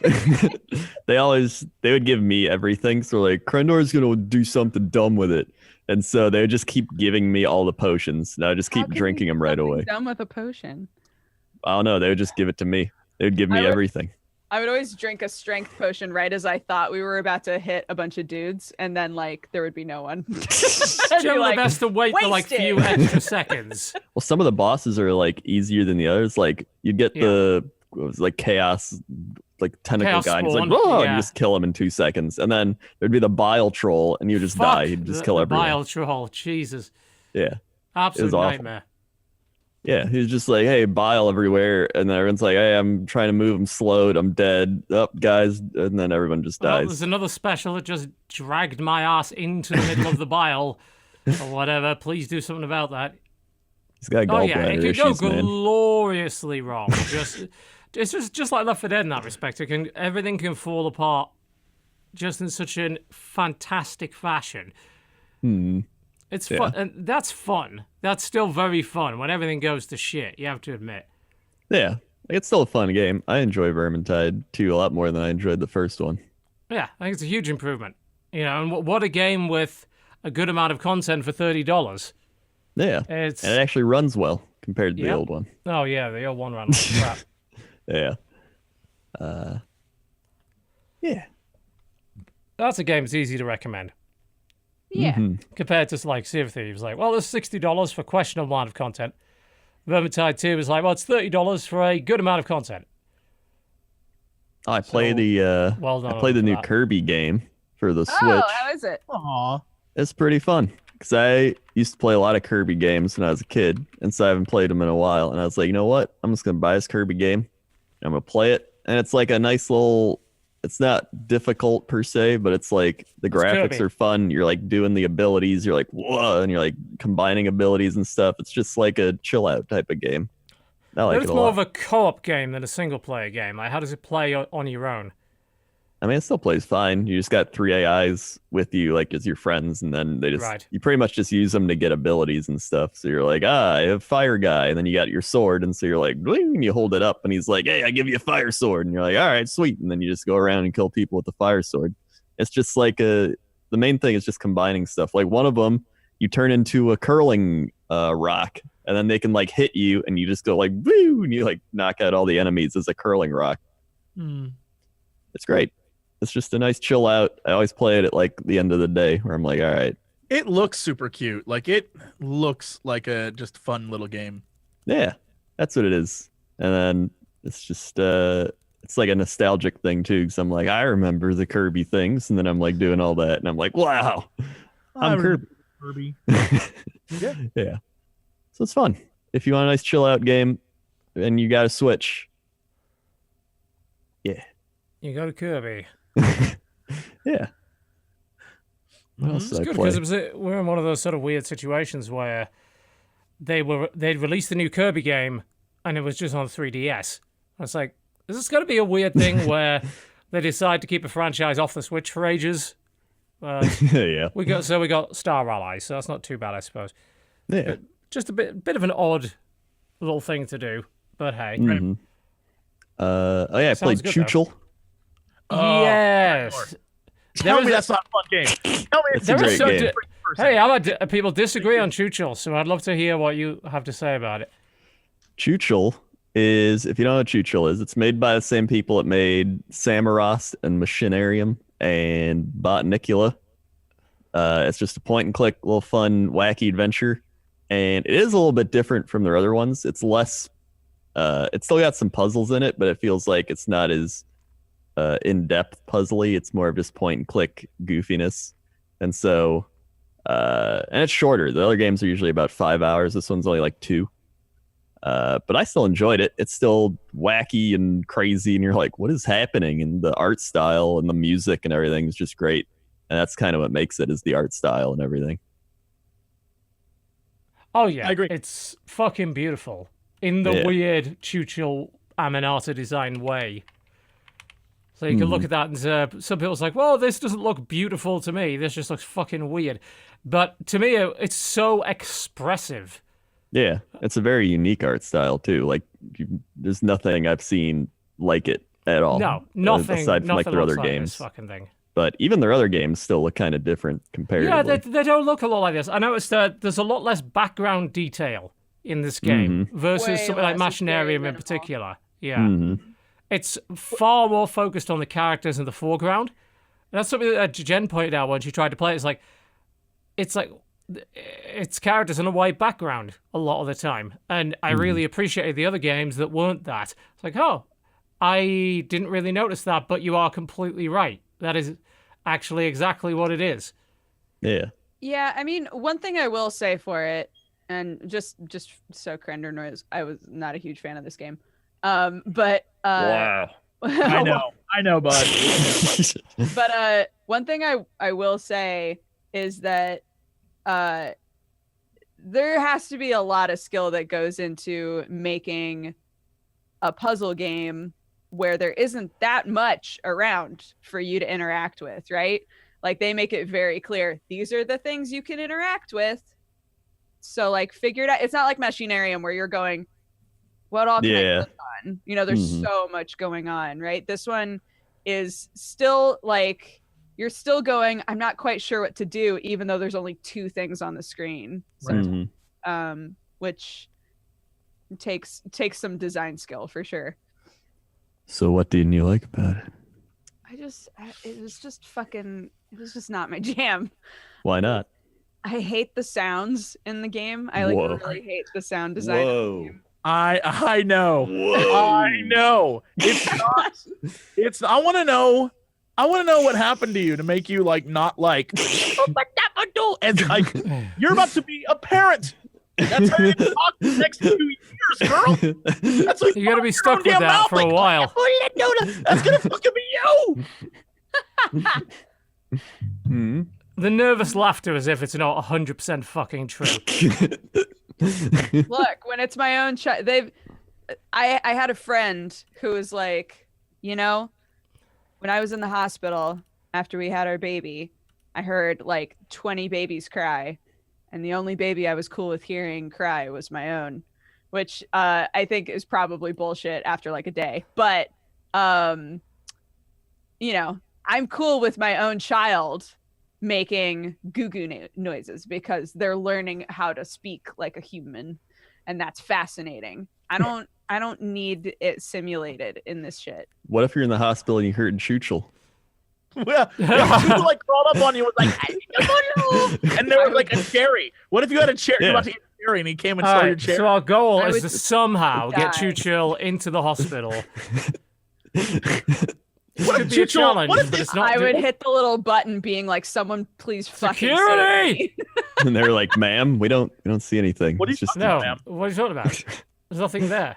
I think we can all agree in a perfect world, when Dodger loses her mind and goes insane, Chuchel will be the thing she sees. God, I hope not. Will drive her to madness. Just like get the baby out of me, make sure that she's happy and safe with Sam, and then just kill me. Okay, I got dark pretty quick. Now, you'd rather die than have Chuchel as a life friend? What did Chuchel ever do to you? What the fuck did Chuchel ever do to you? Who are you?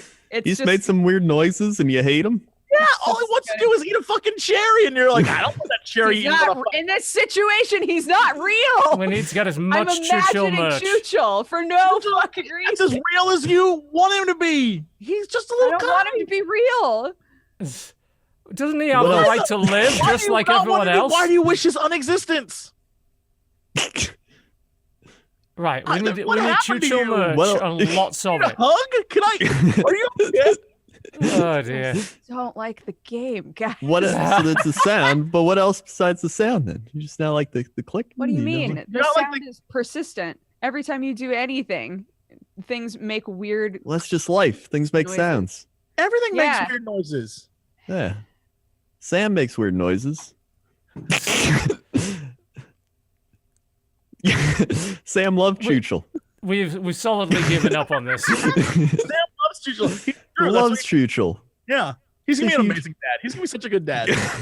It's a good thing that child can have a good father in her life. Oh my god. I don't know how you can hate Chuchel. Someone else. Character. I don't get it. Somebody else take over this. Let's see. Anybody play Fortnite? Anybody play with Drake? No, Tell me about Fortnite. I'm pretty sure we'll get onto that in the news because that's pretty relevant for I played Attack on Titan 2. Okay. How's that? Are you you can much make of your own an character, right? Yes. I don't know you as much of an Attack on Titan viewer or fan or whatever, or is it just a case of you felt like playing it? I have watched all the Attack on Titan anime that people hate, and I love it. It's great. I also got caught up on the mango because of... Wait, I'm confused. What? What? What are you confused about? People love the Attack on Titan anime. No. I don't know if we talk to the same people then. A lot of attention. Quite a lot of people don't like it. In your earball all the time. Okay. I have many hardcore weebs that are like, the was garbage. Well, I'm not even a hardcore weeb, and I dislike Attack on Titan as an anime because I'm it's just saying it's an anime that a lot of people like. Fixed sound is good. Sound is fixed. Who the fuck doesn't? Who likes the Attack on Titan manga? You gotta be kidding me.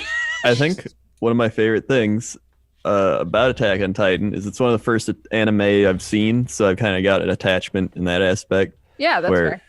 Yeah, and so I was like, all right, an anime isn't like Pokemon or something or Yu-Gi-Oh. But oh god, oh no. Okay, can you hear me? Wait, am I talking about the game? Please tell me you can hear me. Can you hear me? Hello. We can hear you now. Yes. We can hear you. Me. Okay, people aren't getting deafened anymore. Yes. Yay. No. Good. Yes, the audio interface went craning off the table and decided that it didn't want to work anymore. So. Oh, okay. Yeah, that's my apologies for that. I'm gonna edit this out of the fucking VOD. Okay. All right. Yeah, back. No, just right. leave it. Yeah, Rewind back to the subject at hand, right. which is Attack on Titan 2 being a bad anime, but...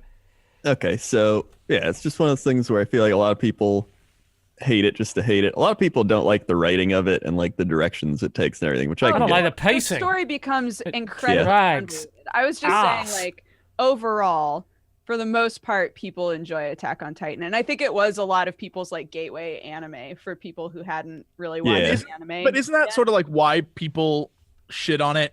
Because Probably. it became so popular. Yeah, and people were like, I don't like it now because everyone else likes it. It's like any popular The story thing. gets so fucking stupid. That's why people were like, the manga's better. I'm like, the manga's awful. Well, I talked to, because I was like, Gmart's like, so the manga hit the point where we find out everything. And I'm like, all right, tell me everything. And I was like, wow, that is not what I expected. I'm looking it up. I'm going to look it up right now. I'm doing it. You got to do it.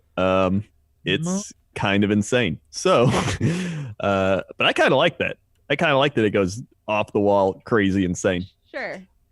Sorry, you were talking about anyway, the game. Yes. So you can make your own character in the game. I made Mikasa Tsukasa. Very powerful girl. And they just like kind of shoehorn you into the story of old where they're like, hey, remember this from the anime? And you're like, yeah. And they're like, well, you're part of it now. It's like, oh, okay. And so an Attack on Titan 2, the video game, that's what it is. You're just, are they coming to get you too? They took out TB's sound. Now they're I heard a whoa, and I was like, Chuchel? Chuchel makes those noises. We're next to we're not next to, but there's a place near the office that sometimes creates very bizarre noises, and I'm just waiting for one of those noises to mean we're blowing up, everybody should leave. So sometimes when I hear a noise, I think to myself, yes, time to go. I like how Jesse's right next to you, though. He wasn't even phased. I looked at Jesse to see if I was crazy. Sorry, I'm diving into what this attack. Like, I don't want to get involved in Attack on Titans, but I just want to know why everyone hates it. So I'm okay. You guys could literally spend the next 20 minutes talking about how like I smell like bad peaches, and I wouldn't even care. I wouldn't even notice. I'd be like peach beach splash. Yes. By the way, heads up, just a warning for everyone. Remember how last year at summer, around springtime, they had that like Starbucks zombie drink, whatever the fuck that was, that unicorn I saw your post about the new whatever that thing is that was like neon colored, and everyone on the internet was.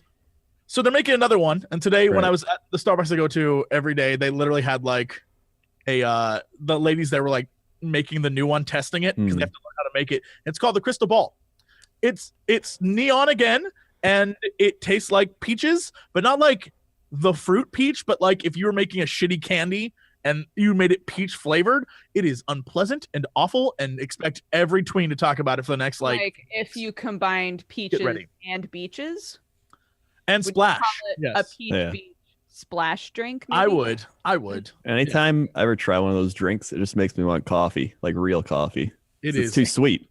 Yeah, no, it ruined. So I just got like a normal like latte after that, and it tasted wrong. Something was off about it, and I think it's because I still had the flavor of that like peach. It's like orange juice after you brush your teeth. It was so gross. I was like, I had to not drink the coffee anymore because it didn't taste right. I was like, I think I'm good today. I think I'm fine. Oh no, it ruined your it. Yeah. Morning. Oh, it was gross. It was gross. And I know for a fact that's all fucking kids are gonna talk about for the next like 2 months. I'm grossed out by it. So, Attack on Titan 2 gameplay. Oh yeah, Attack on Titan 2. So you get shoehorned into the story. The gameplay is actually really fluid. I like the gameplay a lot. It's like you're flying around, you get your like shooty thingy where you're like, and then you're like the gear, and your gear, and then you're just going, and it actually feels really good, like really good. I like that a lot. And then you get to the combat. Combat's all right. It's like you hook onto the Titans, and you're like, and you zoom in, and you're like, you like take them out and stuff. I liked it. And then it's one of those things where you play it for a while, like an hour or two, and then you're like, okay, it's the same thing over and over again. And you're like, I don't know how long I can do this for. Because it's like, oh, this is slightly more HP on this guy. And you're like, okay. Yeah, I was just going to say, because I played the first one, and Sam was like, the second one is actually really fun. But do the Titans still feel like they're not really a threat? Yeah. They're not actually. Yeah, they're not. Once you get down, like once you get the controls and everything down, it doesn't feel like it's a threat that much. But it's still fun. But I don't know how Sam beat it. I don't know how he spent like 20 hours doing this. We know Sam. That's true. That's what he's like, the game's really fun. I'm like, is it though? Or is it like he's like, oh, Peach Beach Splash, like I beat the story mode, I've unlocked. I'm like, he played the entire story mode last night. He just one shot all of it. He has an incredible tolerance for repetition.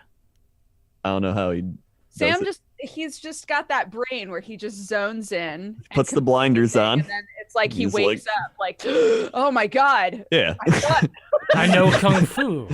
I think that's why people watch him though. He's got that like pure focus. He'll go for 20 hours and everyone's like, all right, well, I know what I'm getting into here. I know he's gonna beat the game, so here we go. If he was in a sports anime, that would be the skill that everybody keeps talking about for him. They'd be like, no, he has pure focus. Pure focus. And everybody watching would be like, what does that mean? And they're like, he focuses so hard. Unlimited focus, powerful focus. Unlimited focus. Unlimited focus. Anyway, sorry.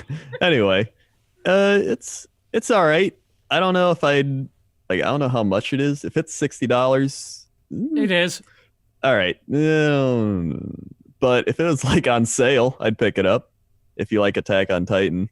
If you don't like Attack on Titan, probably don't get it. It was all right for 2 hours. That's my review. Fun for 2 hours. Yeah, story-wise, it goes through all of season 1 and season 2 of the anime. So if you've seen the anime, you're not gonna get anything new out of it story-wise. Yeah. And if you haven't seen the anime, then why the fuck are you playing this? Yeah. I don't know. Maybe you hated the show, but you still want to know you what like happened. the concept or whatever. I don't know. I don't know how to help you. Wait, there was something. Fuck is this? What?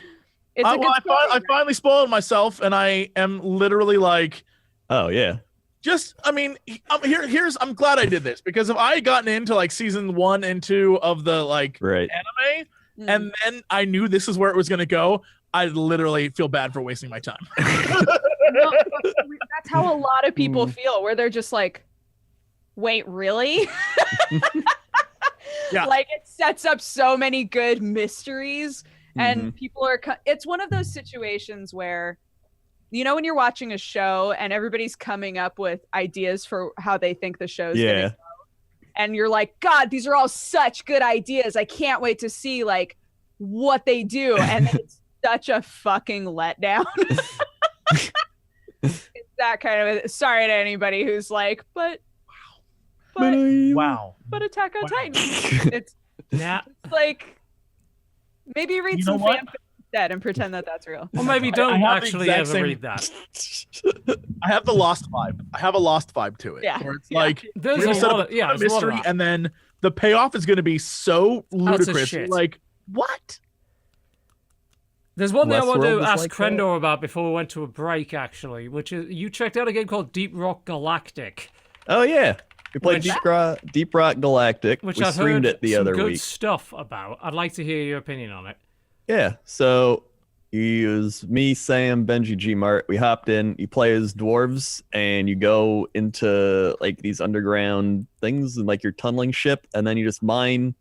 You mine a bunch of ore, and then usually people have. It's kind of like Vermintide, where you got your different character abilities. Like I had a grappling hook, and I could be like wee, and you like slide up and down, and then everybody else had their own things. So you kind of work together with all that, but you get attacked by hordes. So it's like a horde game where every so often they're like, the horde's coming, and then all these spiders and big ass mobs and banelings and stuff like that all start attacking you, and you got to take it all out as you're mining.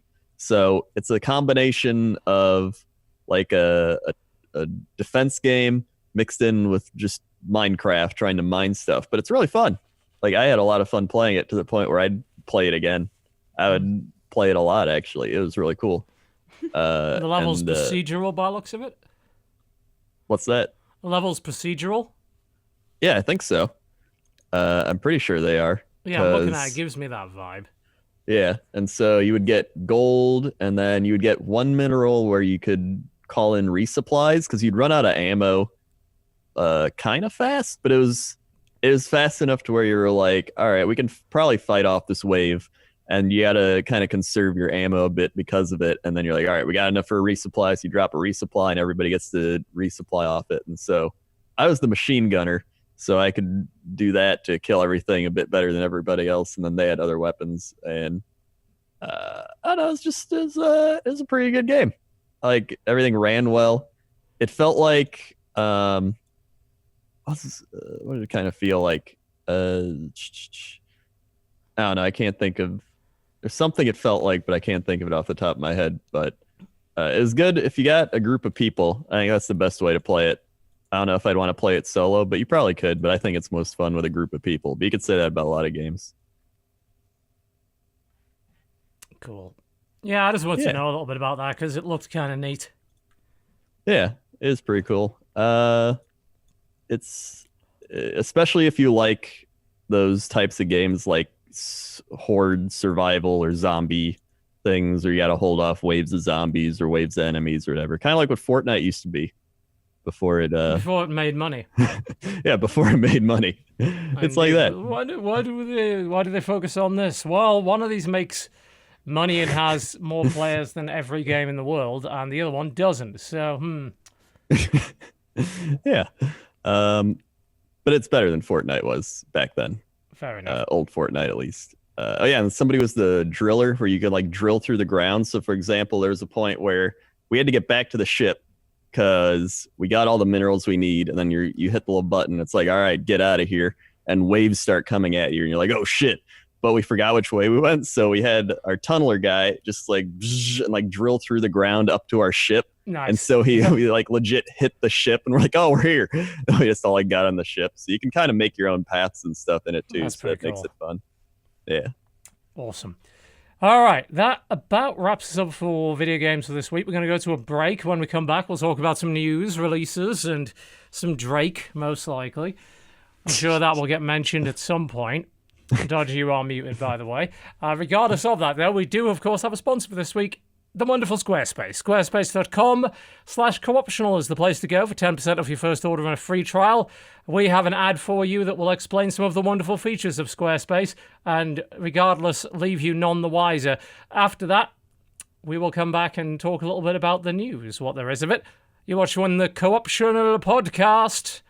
That was a very weird melodic I like announcement. Co-optional podcast. The Co-optional podcast. We'll be right back. Shortly, Easter will be upon us, and that, as most people will tell you, has absolutely nothing to do with building a better website. Let's assume for a moment, though, that it does, because I need a contrivance for this ad and haven't come up with anything better yet. Will you all play along with me and we'll see where this train wreck ends up? Good! Glad to hear it. Once upon a time, there was a lesser deity by the name of the Easter Bunny.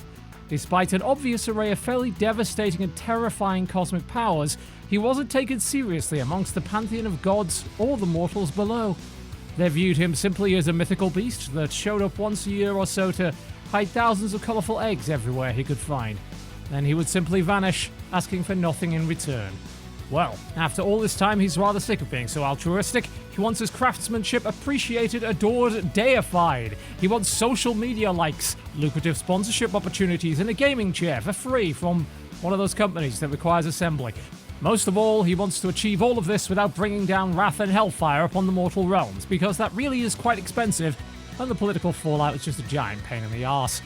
Instead, he found that all he needed to do was visit squarespace.com/cooptional to get 10% off his first order and a free trial. When it comes to showing off something beautiful, you need a venue that looks the part. Choose from hundreds of gorgeous templates, find something that will make your work stand out from everyone else's, and save time on web design that could be better spent on your craft. Squarespace features a number of powerful gallery features. Automatic resizing ensures that your images remain consistent for a clean layout. A choice of different gallery layouts and functionality gives you excellent customizability and control without any of the hassle. Now that the mortal realms once again have a way to appreciate your artistic eggy brilliance, or else hellfire, it's time to sell them to the adoring masses. Squarespace's integrated store and e-commerce facilities will handle everything you need, including that pesky currency conversion. Use your newfound mortal wealth to, well, you're a powerful deity, so you don't really need it, but I'm told there is a practice known as flexing, and mortal monetary success would allow you to do that. If they aren't impressed, annihilation can soon follow. Even all-powerful cosmic godlike deities, consigned to irrelevance by the cruel annals of history, need a little help every once in a while. Let Squarespace's 24/7 support take care of the little problems so that you can get back to what matters, whatever that may be. The mind of a demigod is incomprehensible to mortal man, just as this ad is incomprehensible to our listeners. You'll remember squarespace.com/cooptional, however. How could you not? 10% off your first order and a free trial is far too good an offer to forget. And if it's good enough for the Easter Bunny and his inevitable rise back to terrifying cosmic dominance, then it is good enough for you, damn it. Squarespace. Create a beautiful website with no experience required. Showcase your best work in the best possible galleries and spaces to do so. As long as you've got something awesome, you can make it with Squarespace.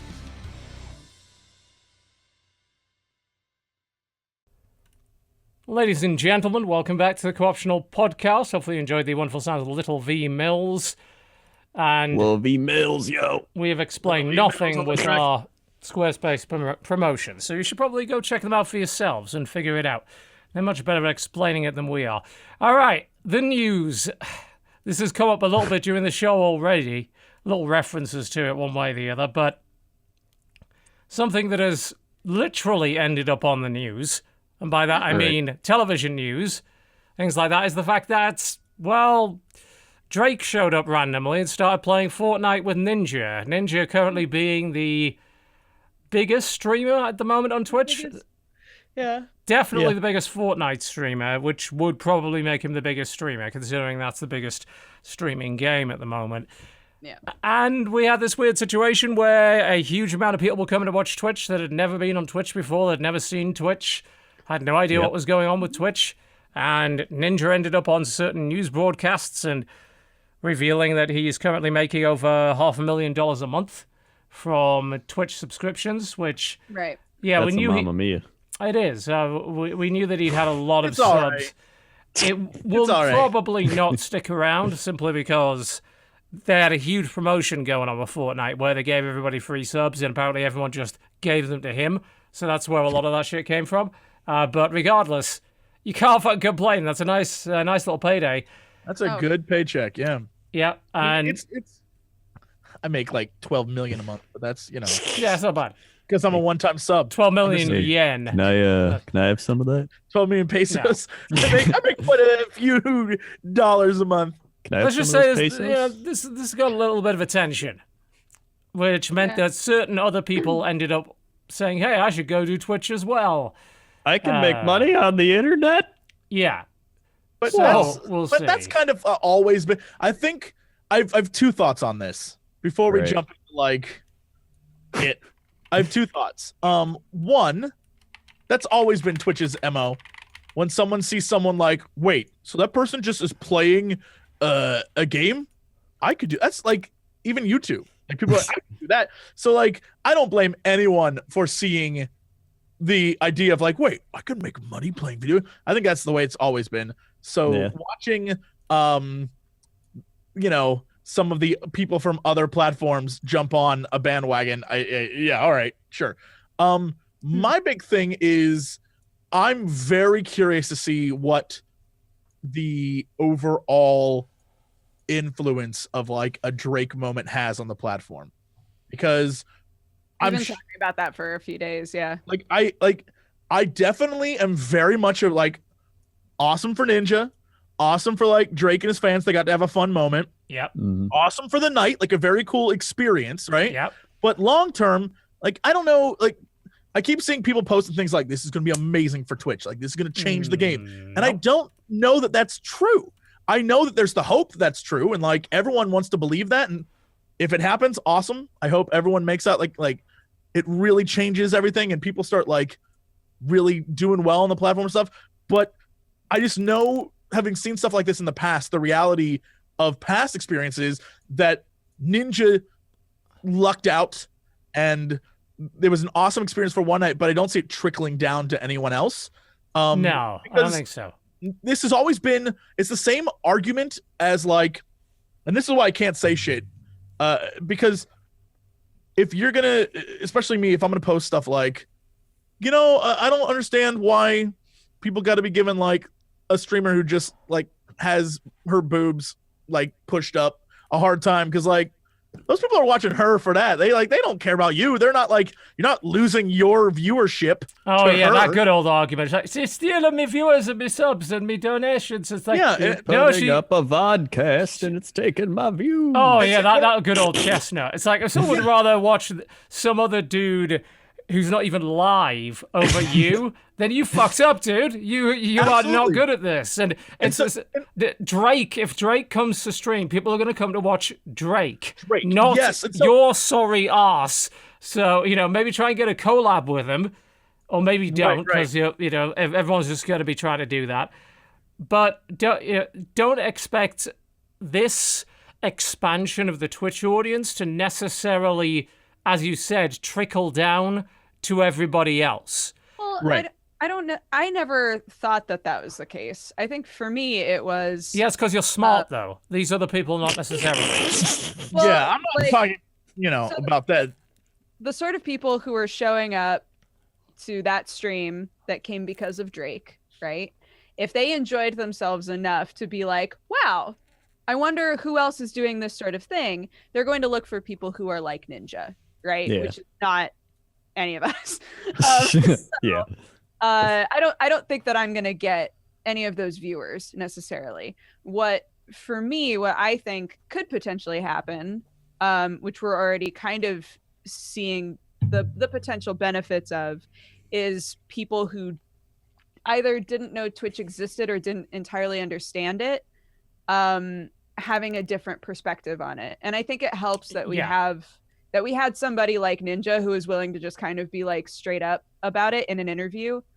That like those are the sort of interviews that are being circulated, is him just being like, yeah, and like this is how it works. Yeah, he's very chill about it. He was a great ambassador. I mean, I don't watch his stream. I couldn't speak to his character. I've never met the dude, but certainly in that interview, he's an excellent ambassador. And frankly, made the interviewers look like arseholes. You know, they were very pushy about it and kind of condescending until they heard about how much. Make over $500,000 a month. Like they kept saying it over and over again, and I was like, "We get it." It's like this isn't new though. Like we've all been doing this almost 10 years, and it's like it happened with YouTube. Have you heard of PewDiePie? Yeah, exactly. People on the internet can make money now. The reaction, and this is why I think the attention that it draws to it isn't like I'm still out on whether it's good or bad, because at the moment the attention's always been, which is a news outlet gets a hold of it and is like, well, this seems weird and it's not. This is different from what we know, so let's bring people on and then be like, $500,000, that's crazy. And then the other side is, besides people being like, well, I'm gonna poo-poo this because this seems strange, is the other side where people are like, yo, what up? I'm gonna go on there and make some money right now. And then it becomes like the shit you see now with what's his face? That you know, the asshole. You know, the asshole. Yeah. Well, we can speak his name. Don't worry. You know, the asshole being Logan Paul, who has also registered for Twitch but has yet to stream. There's already been arguments that he should be basically pre-banned. I didn't want to say his name because I couldn't remember if it was him or his brother. Well, I mean, they're both assholes. I assume maybe they're both assholes. I don't know. They are. The whole family. The whole family's a bunch of dicks. So maybe one of them's the good one. I don't know. I don't want to like put it out there. I don't know these guys. Yeah, it's one way or the other. You know, they're assholes. What they did on YouTube, Logan and Ron, to me is irrelevant. Like, if he goes on Twitch and fucks up, then Twitch better fucking enforce that TOS. If they decide not to because he's bringing in a lot of viewers, then we get right back to the whole Twitch are a bunch of hypocrites argument, which has been made over and over again, you know, and that they inconsistently apply their rules. We'll see how that goes. I mean, that is a bigger concern to me. Him bringing in his audience of fucking idiots and having them spread out amongst different channels is a bigger concern. I don't think that's going to happen either.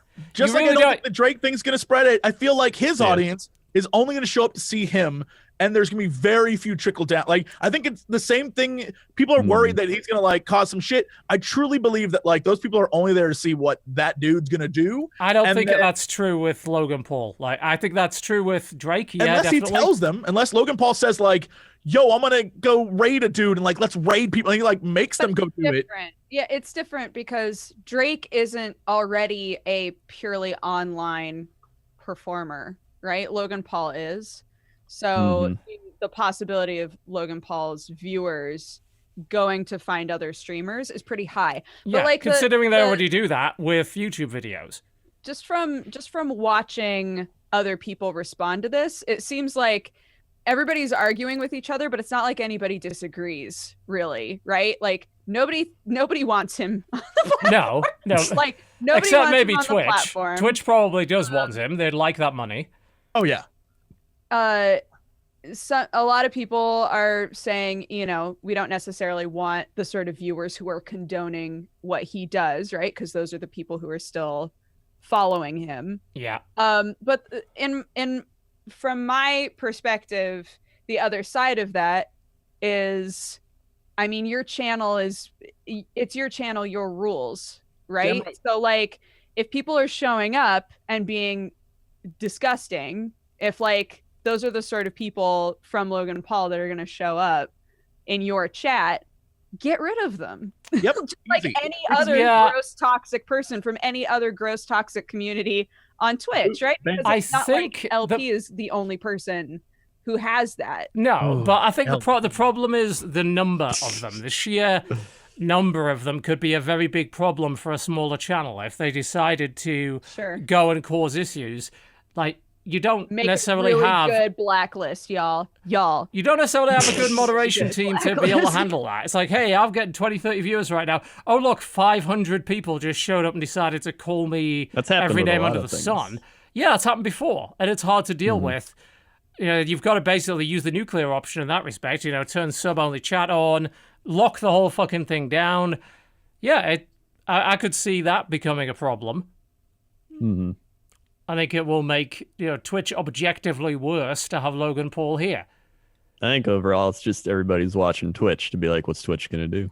Are they gonna exactly? Enforce Will rules? they enforce? If he is using his audience to harass other streamers, then he should be immediately kicked off. That's if like that is what was going to happen, then from the get-go, the first time that would occur, he should be gone. The problem is that he's bringing assholes with him, and even if he doesn't do a damn thing, they're going to be assholes in other places.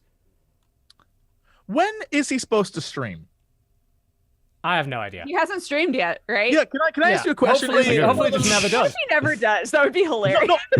Yeah, he just never does. Today, like, people are getting so worked up over the possibility that he'll stream and cause problems. I was like, what if this is like that PewDiePie thing where he's like, I'm going to delete my channel, and everyone was like, maybe. Oh no! And then he just deleted his fake channel. Or he just streams for like 1 minute, and he's like, "Yo, I don't want to stream here anymore." And then he just YouTube. I feel like this is one of those things where, like, if you think you're a really funny dude, and I know Logan definitely thinks he's a hilarious guy. If you think you're a funny dude, your like goof is gonna be like, I'm gonna get on there and like be a part of this and make a video on YouTube about how I'm gonna go to Twitch, and then just never get there and be like, I even dominated Twitch when I wasn't there, y'all. Like, I know assholes like that. And I feel like that's quite a possibility that he just doesn't ever show up. Yeah. One could only hope. It's the same sort of mentality that I think every streamer should have, regardless, of whether or not there's an influx of assholes or not, which is take no shit.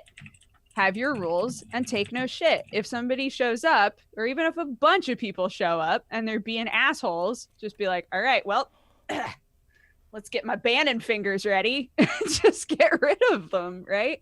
And I get that when you're smaller, it's overwhelming and it's not fun, and it can be really, really daunting to just have to deal with a lot of that all at once. But like blacklists help. Having good mods helps if you're able to. There are ways to minimize that sort of thing. You can put follower mode on and make it so that they have to be following for a certain amount of time before they can even post anything. And a lot of times people will be like, fuck, it's not even worth it, and they'll leave. There's like there are ways and means. Yeah. Mm-hmm.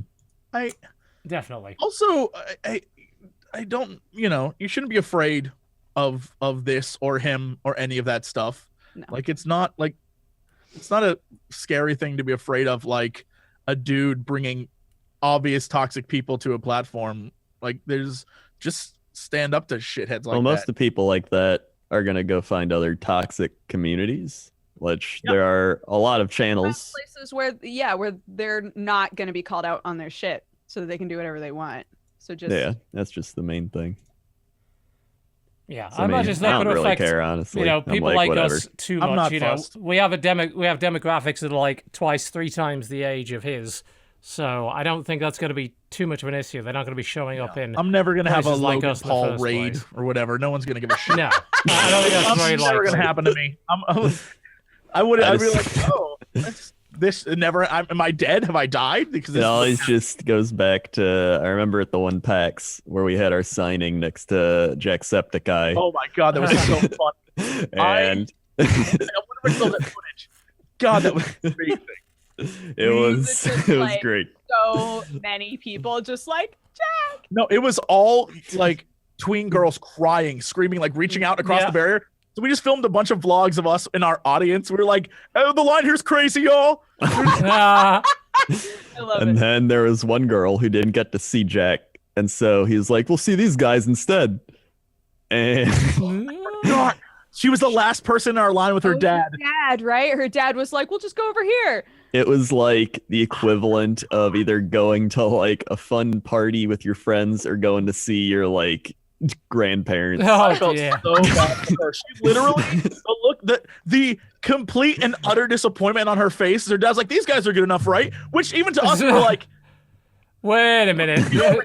come on, let's. Well, also, it's She like, was just like, the interchangeable idea is a bit of a weird one. It's like, yeah, I mean, all of these, they're all internet famous. You just want to meet an internet famous person, right? This'll do. This'll do. Like, You stood in line forever to meet Harrison Ford, and instead you met, Tommy Logan Wiseau. Paul. Like, it's just there's terrible. a difference, right? I'll never forget that. Yeah. Oh my god. No, I will never. I'll never have Logan Paul be like, "We're gonna go hit up the Jeff." sheer, Never the gonna sheer, happen. the sheer disappointment in that kid's face was just. I'll never. You'll never I will forget go to my grave with that image in my head. Like, I disappointed someone so badly. It's not your fault that you're not Jacksepticeye. Come on, you're gonna have to get over this at some point. Which is why it's just there's very specific audiences for different types of people. Oh yeah, and no, that's why it's just I'm not too worried about any of it. Yeah, I don't for a minute envy him. That was I don't know how he can because I know he's a good dude, so I don't know how he functions. Oh, sorry, I thought you were talking about Logan Paul there for a second. Then I heard. Oh no, Jack. Like how he humanely can handle the fact that he has to say bye and no to people, and know that I've seen people after he leaves, and they're like, I spent all day here, and he didn't even say fucking hi to me, and they get really mad. It's like, like crazy. Okay, I'm gonna be over here now, away from this. Yeah. Celebrity culture is crazy, internet or otherwise. Speaking of something that is crazy to think about, or would have been a couple of months ago, turns out it finally happened. Battlefront 2 is getting an update where they have taken out everything when it comes to microtransaction progression. And by that we mean it's gone for good, forever. They have a new system whereby you level up your star cards just by gaining experience for them, and then you get a point that can be spent on whichever star card you want to level it up 1 point. And everything else is cosmetic. They are bringing money back in, and that's to open crates that give you cosmetics. You know those cosmetics they said they couldn't possibly do? Yes. That couldn't have possibly have happened, and yet somehow have now happened? Well, there you go. Yep. And this is apparently a permanent thing now. So if you have scraps and crates right now, apparently the advice, assuming that I don't know when they're implementing this, is quite soon, is to hold on to the scraps and to open the crates to get as much scrap as possible. And then there will be a conversion which is favorable to get you what you need. I love that so many people are like, but still no Pink Vader, so no Pink Vader yet. No Pink Vader yet. It may happen. But yeah, the premium crystals are all about new looks for your heroes and troopers. Yeah, I mean, we said this from the start. We would buy that. But then you said it was impossible. And that we couldn't do it. I was like, well, that's bullshit. We know you can do it. And, oh, look, you've done it. Big surprise. Or you could, go play better games like Rainbow Six Siege. I mean, you could, yeah. If the game never interested in you in the first place, then it's not like this is going to change your mind.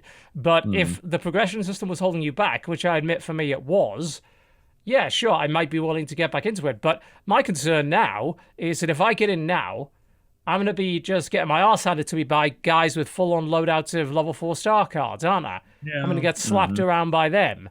And that doesn't solve anything. That just puts us right back into the same fucking situation whereby people are objectively more powerful than each other. And there probably aren't enough players left on PC to properly matchmake that shit. I imagine there aren't. I'm pretty sure, actually, for the larger game modes, they never even bothered to matchmake. It just threw you into a lobby. It's like, oh, that guy's got, all the stuff and you don't? Tough shit, mate. Enjoy. It's good that they made this change, but it's like, if you'd done this from the start and made the leveling up process a bit more palatable from the start, which this kind of is, then that would be a lot better. But as it stands, I don't really like to use the term too little too late when it comes to games like this, because I don't think there's anything really of the sort when it comes to online games.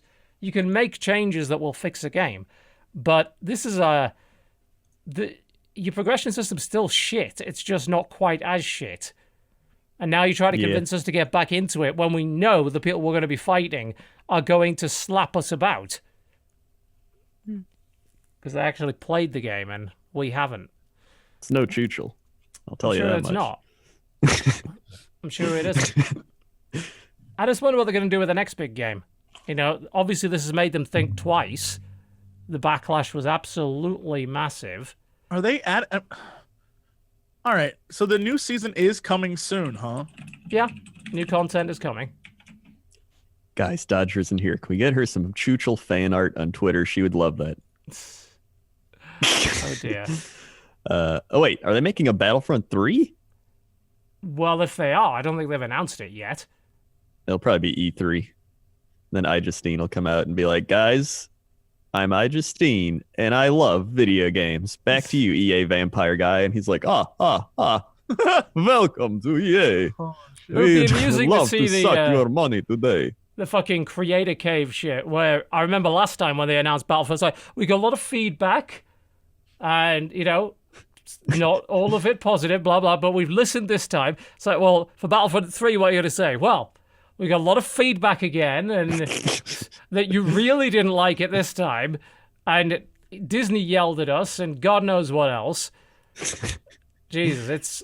And so we'd love to announce Madden 19. And here to do it is Peyton Manning. Peyton? Sure. I love football.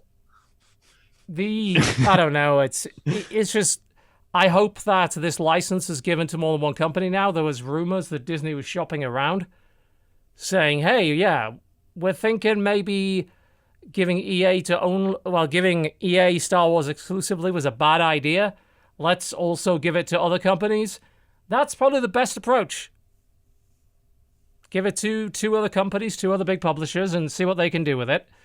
Get a little competition going, and we might get some good Star Wars out of it. As it stands, no, this is what we're stuck with. Unfortunate.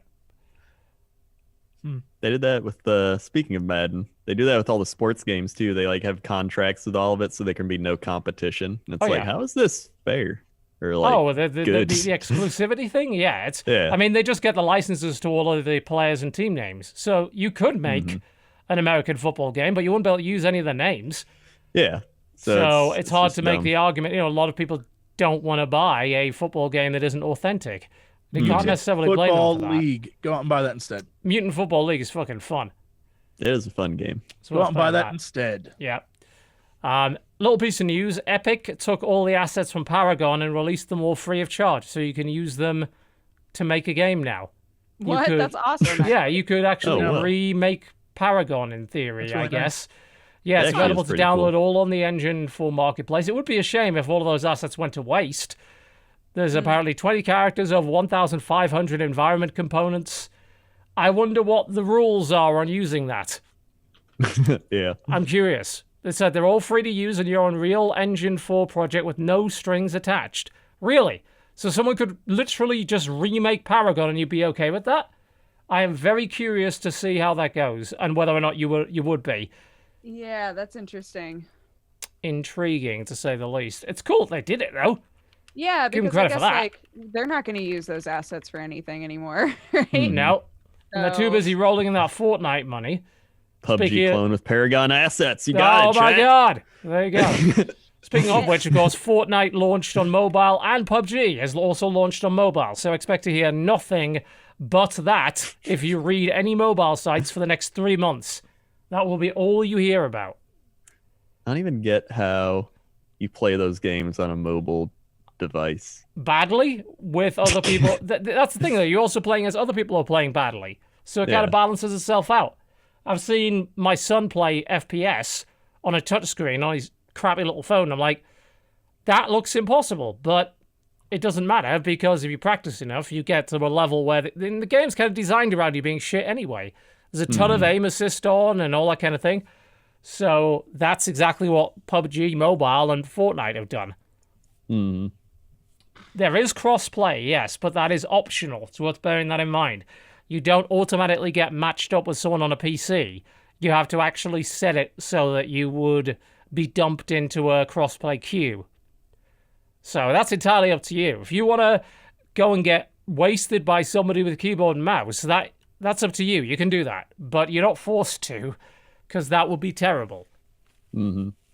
Well, even just PUBG and Fortnite in general have gotten like to be the two big kind of like displays of battle royale games. Like it's like LoL and Dota essentially now.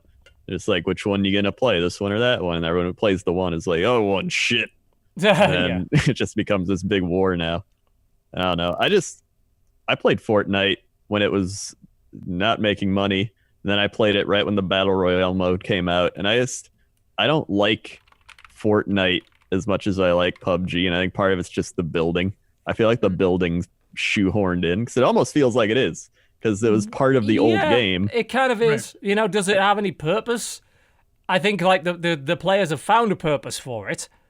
And as a result, you get some really cool shit going on. And some of the best moments I've seen in Fortnite have been as a result of building. Yeah. I built this huge staircase for me and Force, and then we noticed someone's trying to go up the staircase behind us, so I just blew out the staircase and watched them fall to their death. And I was like, that's not something you could have done in a game where this wasn't there. So I kind of praise it for that, and it also changes the way the end game works. But you're right, it was left in there from the other game. There's no doubt about it. They just left it in there. But I'm glad they did at the end of the day, because people did find a use for it, and it does make the game unique in comparison to PUBG. Yeah, it makes it different enough to where it's like very noticeable. Like, oh yeah, that's part of the key features of that game versus that game is the building. Yeah, and I like Fortnite better than I do PUBG, mostly because it has less downtime. You know, it's a faster game. I would prefer an even faster game for Battle Royale. Doesn't have to be 100 people. I'd be okay with a 10 to 15 minute Battle Royale game. That's what I'm looking for. I'm looking for my Heroes of the Storm of Battle Royale. And I'm sure it's coming with the amount of popularity the Battle Royales have gotten. Yeah, I mean, that's what Darwin Project is. Quick I rounds, tried that game. Untold. I mean, I'm curious about that. Did you like it? It was okay. Okay. It was a little too arcadey, and it felt like you would track people's tracks like in the snow and be like, all right, this guy's going this way. And then the actual combat felt way too like mouse sensitivity off the roof for me. Like, everything. I don't know. It was just, I played it. I was like, it was all right. And then I never played it again. I don't think it's going to take off really. I'm just saying, there will be. Every Battle Royale can be 10 to 15 minutes if you suck. He's not wrong. Yeah, you can spend 10 to 15 minutes in the grass and then get shot by a dude across the map. But that's what I'm looking for. The thing is that, it's so... The mode is so malleable that there's no reason that you can't slap it onto any upcoming thing. You know, it could be a 32-player, or hell, no reason to not do a 64-player Battle Royale in whatever Battlefield game that's coming up. Yeah. No reason. We already know you can handle that number of players. You already know your gunplay's good. Make a Battle Royale in it. I heard there were already rumors that the next COD will have a smaller Battle Royale of some description. Warface already put a mode like that in their game. Like, there's no reason not to. It's a mode, you know? Yeah. It's not really... Battle Royale isn't really a genre. It's a mode at this point. And you could do it with pretty much anything. Hell, I'd love to see it with Sea of Thieves. That would be great. I know. That's what Force is saying. He's like, Sea of Thieves ship Battle Royale. Put it in, guys. Yeah, you don't need a huge amount of players, I think, to make that mode work. Some people say that you do. Some people argue that, it's not a real Battle Royale game if it's not 100 players and a massive fucking map. Well, I disagree fundamentally on that. I think that, 32 players or 24 players is quite enough. You don't need 100. That's unnecessary. You don't need an 8 mile by 8 mile map. That's unnecessary. Get me into the action quick. Get me geared up quick. And either kill me quick or let me win quick and then let me queue up again. That's what I want. Haven't got that yet. Yet. I just want a medieval one. I think medieval type of things would be really cool in a battle royale setting where it's just swords and bows and you could even throw in like some like castles and dragons and shit. Can I suggest, this is another great game we're about to make on this podcast. All right. Great. Medieval battle royale. But much like sort of the Darwin aspect of it, it's in the king's forest. And as the king, you can like unleash terrors on the people playing. So the dragons and like an ogre is now, so like all the things that like you can put in the game to make people like have to like get closer together, or like set the woods on fire and the outside of the woods like and it forces people to get kind of closer. like the Hunger Games people, where they're like, "Do the thing," and he's like, like well, that's fire interesting Project because has you can that, do that right? in It has, like, Darwin. the director Yes, character. it does. It has the director able to do that. And there's an argument of like, oh, well, should we have that or should we forego that? Like, are we going more down the Hunger Games weird social, hey, popularity contest route, or are we just going pure battle royale? I don't know. Why not both? Sure. Why not have an option where you I live in the guess- forest, and one option where you have a king, and the king unleashes terrors upon the people for the entertainment of the crowd? There'd probably be Yeah. the people being like, well, it could be somebody with their friend, and they're trying to favor their friend, like unleashing the monsters away from their friend or something. Oh no, but, this like you wouldn't have a say in this, like where it goes. You'd be like, and now I'm going to unleash okay. the dragon. The dragon just flies around and like destroys shit. And you're like, like that. I think it'd be super fun. All I know for certain is we're going to be getting a lot more games like this, and that's good Yeah. because we'll each get the one that we want or the one that we deserve. I'm ready.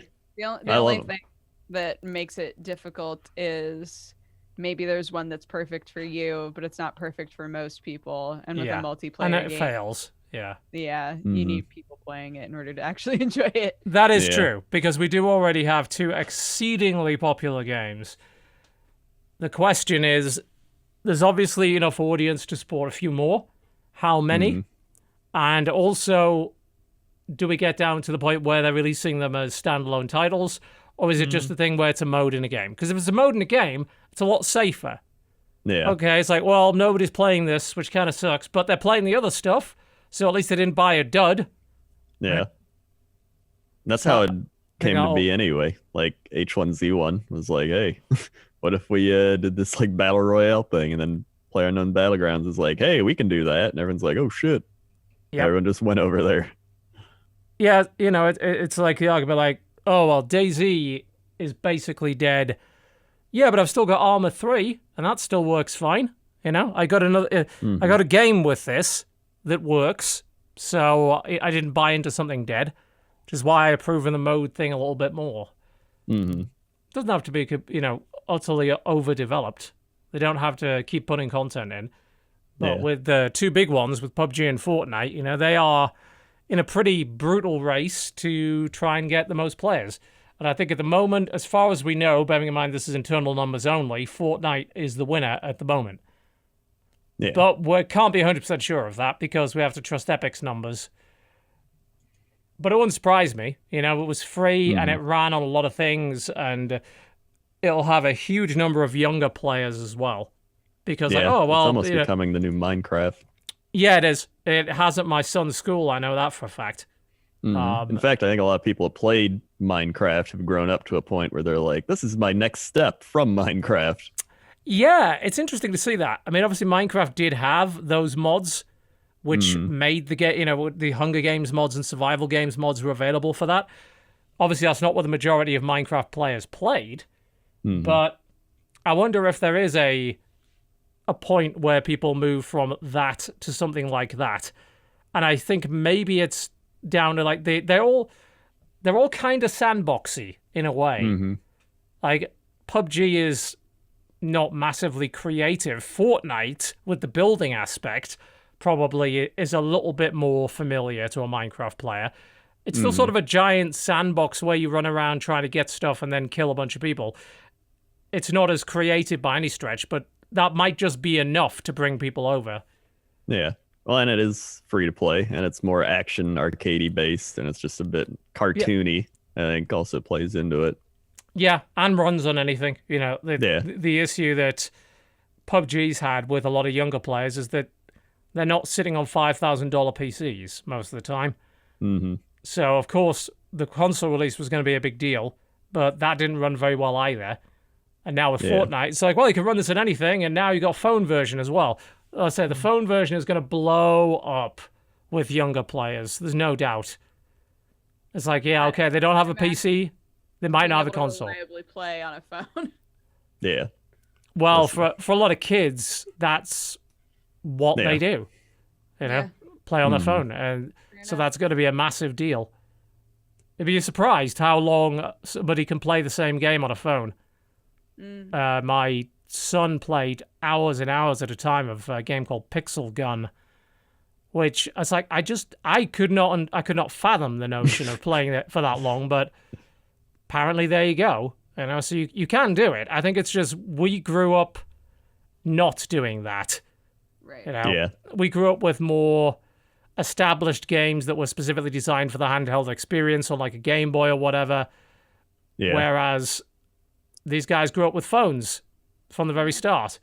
Yeah. Well, I even remember being like 12 or 13, and I would like go online and try to find free-to-play games, and there weren't many of them aside from Korean games, which is why I played games like MU Online, because it's like free-to-play Diablo Grindfest, and I'm like, I have time to grind out monsters. I don't understand concepts and things about games.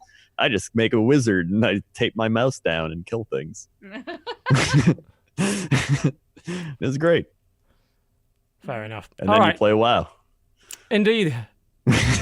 All right, we're pretty much done with that. So let's move on to releases. Let's see what we've got this week. There are a couple. It's kind of a shit show this week. It is a shit show. It's a lot of bad shit this week. Yeah, we have, as usual, cut the vast majority of that out. So you're not going to have to worry too much, assuming that you guys didn't fuck it up. Well, you might have. What? Did you fuck it up? I need to know. What a lot of fuck these. it up? Fuck what? Did you fuck up the release curation, or are you being our guides, our trustworthy guides? How could we have fucked up the release curation? It's by picking a bunch of bad games. Oh, I would never. Crendor it. Okay. I would never. Not. I'm gonna go with no. We possibly did. If we get too many Crendor entries, I will ban Crendor from the rest of this segment. I will just say that. So, let's start with Dodger's first entry on March the 20th, that being today. Apex Construct. It's a VR game that a lot of people are enjoying so far. It's because it's VR, it's first person. And you're in a world overrun by robots. Reminded me a little bit of Horizon there. Yeah. It looks nice. I don't know anybody personally who's like played it yet, so I don't have any like first-hand information, but it looks impressive. I like the look of it a lot. Very nice. Yeah, full price game, not early access, which is a huge surprise. So yeah, that might be worth looking at. Yeah. It's not quite Peach Beach Splash Battle Royale mode, but it's almost there. One day. Okay. One day. There's a god. And you picked a stupid fucking game about... yeah, okay. What, JQ Cats and Dogs? Yes. It's a All right. it's just a quiz game. Yeah, I understand the concept. I'm not going to allow you to waste everyone's time with it. Because we have 8 minutes left of the show. I'm in a lot of pain, and I'd rather not be here. So I'm not going to allow that, and we're going to move on. I'll just say... We're just going to move on. It looks great. All right. To Dodger's next pick, Mother Simulator. I had to. I'm going to check this one out. The summary says, if you feel worried or irritated that you don't understand what's going on or what you have to do next, don't worry. We want to give you that exact feeling in our game. Right. And you're just talking about how sassy this baby looks. That is a sassy baby. Baby looks very like. Mm-hmm. I can't wait to see what it's like to be a mother. It's early access. This is Dodger's life soon. Yeah. I think the guy just poured coffee over themselves. So, yeah. Is this the? No, it's not. That's unfortunate. I was hoping, although it kind of looks like that, I was hoping that seasonal soccer was a spin-off of Sensible Soccer, but apparently not. Which is a bit of a shame. No, it's just soccer season, but they didn't. Something like that. We've got some weird remasters coming out over the next couple of weeks, one of which being Assassin's Creed Rogue is coming to PS4 and Xbox One. Sure. We're also getting releases of Titan Quest on PS4 and Xbox One, and I heard possibly Switch, which would be a great place to put it. Yeah. But if you want to play that, you can do that. And for the Switch, we've got Shanty and the Pirate's Curse coming. Great. Yo, I'm excited for that one. That's a great game. Yep. It is a good game. 3 years old now, but whatever it is No, it's more than that, isn't it? Whatever. It's a remaster, not remaster, re-release, and Shantae loses her powers and has to team up with the pirates. It's great. I can't wait. Yep, speaking of pirates, Sea of Thieves is out today, PC and Xbox One. Again, please do remember the Xbox One Game Pass will give it to you for $10 a month, as opposed to the $60 up front. If you are looking to trial it, that's the best way to do so. That's what people on the forums keep saying too. Yeah. During one of our breaks, I read a bunch of forum posts about it, and everyone's like, "Just do the trial." Do the month. Do the trial. Don't pay up front for it. Do not. It will be very intriguing to see if this is actually what causes that trial to backfire. Microsoft's like, oh shit, people are using this to find out that our game actually wasn't very good. Well, that's unfortunate. All right, moving on to March the 21st. Nothing on there that I saw or any of us really saw that looked worthwhile, but March wasn't even anything funny bad. No. Yeah, it wasn't even like humorous bad. It was all bad. No. So March the 22nd, Dodger Coffee Crawl. And I had to, but it looks like it could legitimately be fun. It's like a action RPG where the whole world has fallen asleep except for you. I just see there's one screenshot. Trying to wake them all up with coffee. There's an anime girl, and she says, "Don't you like it when it's all quiet?" Okay. And that's all. I mean, Don't ya? Dun, dun, dun, dun, dun, dun, dun, Crendor, Out of the Park Baseball 19. Yeah, this is actually a really good game if you enjoy sports simulations. This is like widely one of the best regarded as the games. best one by a lot of people. Yeah. Like, Every it's year, pretty legit. this people get angry because this appears out of nowhere and ends up at the top of the Metacritic list for that year. It's like, what the fuck is this game? Why does it keep coming? It's because for what it is, in the genre that it is, which is niche of niche, it is the absolute fucking king of it. Yeah. It's very good at what it does. If you enjoy just the management aspect of sports and you enjoy baseball in any sense, you'll probably really enjoy it. It's like I played this game for just hours. I spent a few hours one day, and it's like you start getting into the season, and I'm like, oh my god, like we're just a few hours in, and I've only gotten to like game 5 because you spend so much time just doing all the other things. That's what I like in sports games anyway. So I'd highly recommend it if you're a fan of those things. Yep, he's not wrong. It is very, very good. Dodger. This is called Squirm. Yeah, it's a 2D kind of pixel side scroller. Looking at the levels, they look like they would be fun. I don't think that this is the sort of game you would ever enjoy, TB. But... No, I think it looks awful, personally. But yeah, it's it's just like one of those difficult side-scrolling platformer games. It looks like it has potential to be fun. So. Fair enough. All right, Crendor, the next two gags or what? These are games I would love to play. I'm gonna stream Hidden Paws. Okay, you feel free to stream Hidden Paws, which is a game about winter. There are cats. You have to bring them home. Yes, gotta save the cats. Adorable. Yes, and then the Adventurous 4. I don't know what is going on in this game. There's a guy fighting an alligator. There's people getting overrun by ants. There's a woman drowning in a lake. There's an alligator creeping out of the trees. There's a Bigfoot attacking someone. There's goblins carrying away a lady on a pole. And what then the fuck? There's a goblin like cooking up like pineapples. This is my game. I gotta play this game. I'm bookmarking it. I'm gonna stream this as well. Oh my god. Game on with high spirits, it says. I think you'll need it. Both spirits and high. Jesus Christ. It's a non-linear choose-your-own-adventure plot. More than 300 detailed illustrations. The fuck did these ants come from? Oh my god. I don't know. I'm ready. Yeah, okay. And that's a dragon, I think. Cool. There's one game here that I missed, actually, and I really hope doesn't suck. It's Pizza Connection 3, which is part of a series of games whereby you're running a pizza place as a front for the mob. So, if I recall correctly, it goes all the way back to Pizza Tycoon, which was like a DOS game. And I remember you being able to call and order the ice cream in a certain flavor. And by that, they actually meant fucking explosives, that you could use to blow up your competition and everything. There's been a number of games that have sort of spun off of this series, tried to be this series. I love restaurant management games, tycoon-like games. The nice thing about this game, or the cool thing in my opinion, was that Mafia connection. We'll see what they do with this. I hope it doesn't suck. There's definitely been a few of these games that have.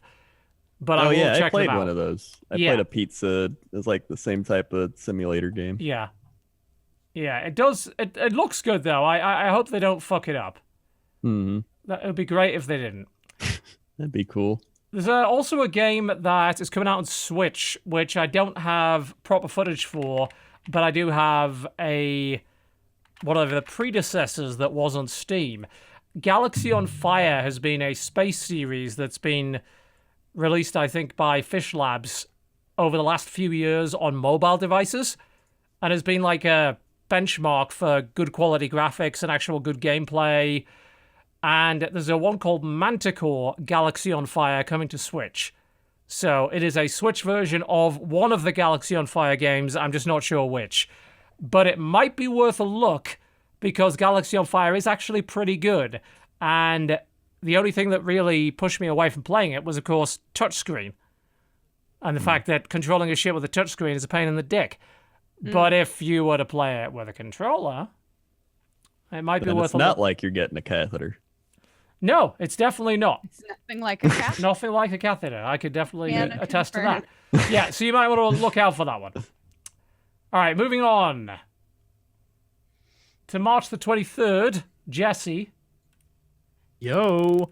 So, The Mage's Tale is a VR game on the Vive, and it looks super interesting. I don't own a Vive, so I'll never play it, but it looks visually like something that I think might be fun to jump into a VR simulator. Well, look at who the dev is.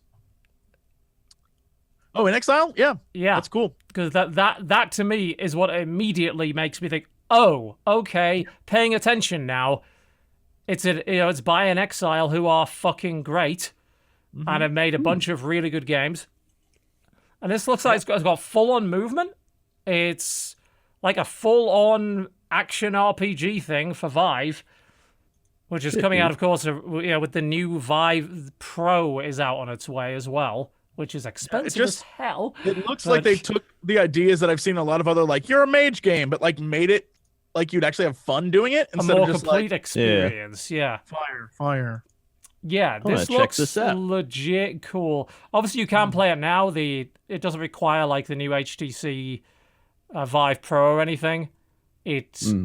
But I think it is just a Vive game, but probably because it is a full-on room scale. I don't know if there's any intention to put this on Oculus, but yeah, that doesn't really matter. You can use Revive to play those games on Oculus anyway, so right.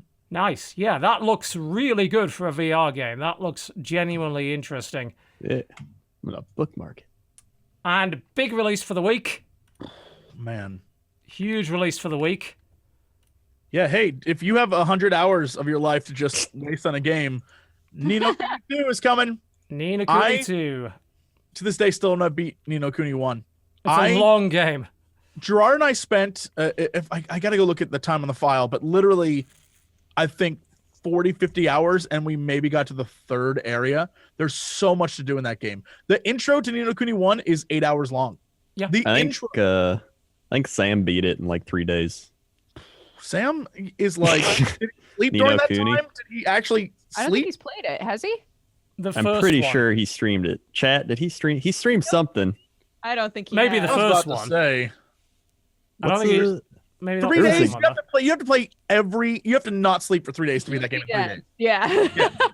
It's so big and long. Like Ni no Kuni is literally a game that it's so long it becomes another game. Like you start playing, you're like, oh, this RPG's fun until it becomes Pokemon. You're like, wait, what is this game about? It is huge. There's some really interesting stuff going on with Ni no Kuni 2 as well. Like there's a kingdom builder within the game. Yes. Oh my god. There's some weird shit with how like combat works at a certain point where it almost looks like it's an army versus an army. I am very intrigued. I mean, I loved the first one from what I played of it. And the fact that this is coming to PC is wonderful. So I'm going to be spending hopefully quite a lot of time on this. Just a heads up, if you're buying it, just know this is going to be a game. You know where what you're getting money's into. worth. You're going to get your money's worth, but you will be like, oh no, I am not even close to beating this one. Like it is. These are long games, but they're worth it. So get ready. March the 23rd is a mess, man. We've also got Detective Pikachu on 3DS. Yo, I'm actually really excited for that game, though. I just don't understand how Pikachu can go from like Pika Pika to like, hey kids, come along on an adventure. Because there are many Pikachus. Come smoke some cigarettes and fight crime. Yeah. Also, solving crime and smoking cigarettes. A Way Out, apparently, is coming out on March the 23rd as well. Great. Which, you know, we've seen the release date of that shift quite a bit. But according to this release list, I don't know. I didn't know that was coming out, but like, it's supposed to be out this week. Yeah. Yeah. So, is it more than just local co-op? Can you do it online co-op? Yes, I believe you can. God. That might be really fun. Yeah, I believe they've set it up for both. Interesting. I think But Sam played Neo. don't hold me to wasn't that. Ni no Kuni. Yes, Neo and Ni no Kuni are not in any way the same game. They just sounded kind of similar, and I don't know anything about it. Nope, not the same. The final game that we have on our list for March the 24th is Sherlock Holmes Trap for the Hunter. I assume this is a Dodger game. It is, and it's not by Focus, which I clicked on it thinking, oh, they're making another Sherlock Holmes game, and then I was like, wait a minute, this is like an old school looking Sherlock Holmes game, which we've just had so many of the same kind of Sherlock-y games for a while now that I'm delighted to see one that's different at all. So yeah, I'm excited to play it. One of the tags on it is hidden object, so I'm assuming that it's like it's not going to be as involved. No, I don't think so. But I'm still gonna play it. So. Mm-hmm. So there you go. I think that's it for the releases of this week. Obviously, noteworthy things being Sea of Thieves, Ni no Kuni 2, and definitely A Way Out, which I did just confirm. Yes, you can do it online, so you don't have to worry about having somebody locally, but you do need to have somebody. You cannot play that game single player. Can't be done. So find somebody to play that with. And I think that's really about it, which frankly is quite enough. I mean, Ni no Kuni is going to eat all your time anyway, so I wouldn't worry too much about that. Cool. That's about it then, I think, for the show, and about it for the release list. Thank you very much for watching, but before we go, I'd love to tell you what exactly the plan is for the rest of the week. So, Dodger, what you got coming up? Just doing my streams. If you would like to watch my streams, you can find them at Dex Bonus. And I'm pretty much Dex Bonus on everything. So come hang out. Try my coffee at dodgercoffeeco.com. And have a great week. Cool. Jesse, what you got planned? Yo, lots of stuff on the channel. Fun stuff happening there. Just finishing up Little Nightmares and The Last Life is Strange with Dukes.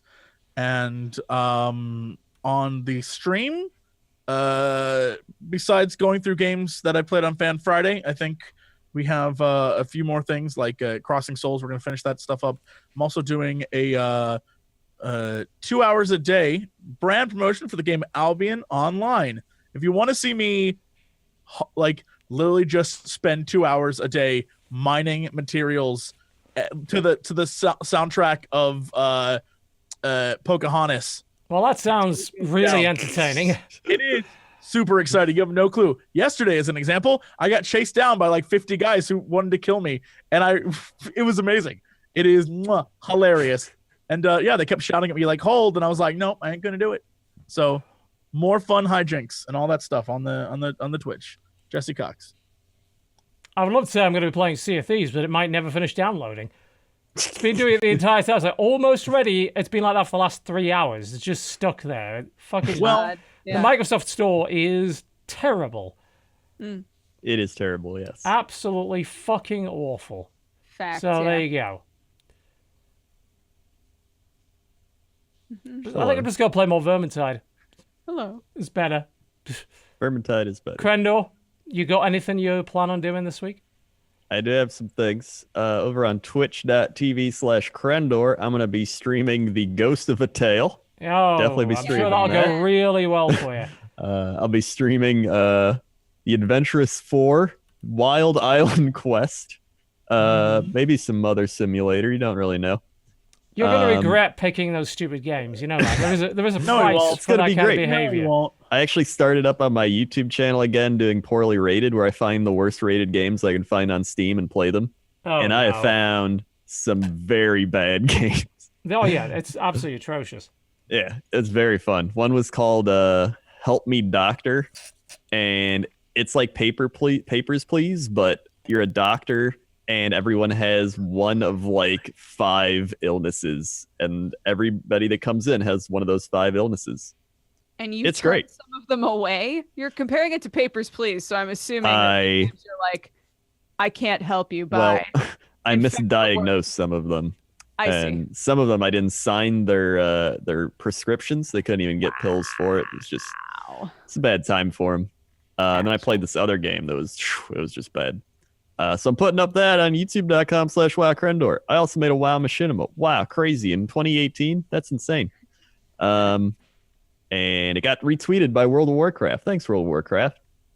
Also, go listen to Cox and Crendor. It's on all the platforms. We talked about my gallbladder for like 40 minutes. Great. Yeah. And we've totally sold out to MeUndies, which is great because boy do they love us and we love them. I'm wearing my MeUndies right now. I'm wearing mine now too. Nice. Nice. I was gonna check, but it's Well, that about wraps us up. Thank you very much for watching the Corruptional Podcast. You can go shill elsewhere. Thank you very much before we lose our real sponsor. Thanks for watching, folks, and we'll be back same time next week. Bear in mind, we are still on daylight savings time. So if you're watching live and you're not in the United States, that's an hour earlier than usual. It should adjust within the next couple of weeks, but not quite yet. If you did miss any part of the show, of course, it's available on youtube.com/cynicalbrit if you happen to be on Thursday or onwards. If you're not and you're thinking, oh God, I wish time travel existed, well, it doesn't, but you can, if you're a subscriber, watch the VOD on twitch.tv/TotalBiscuit.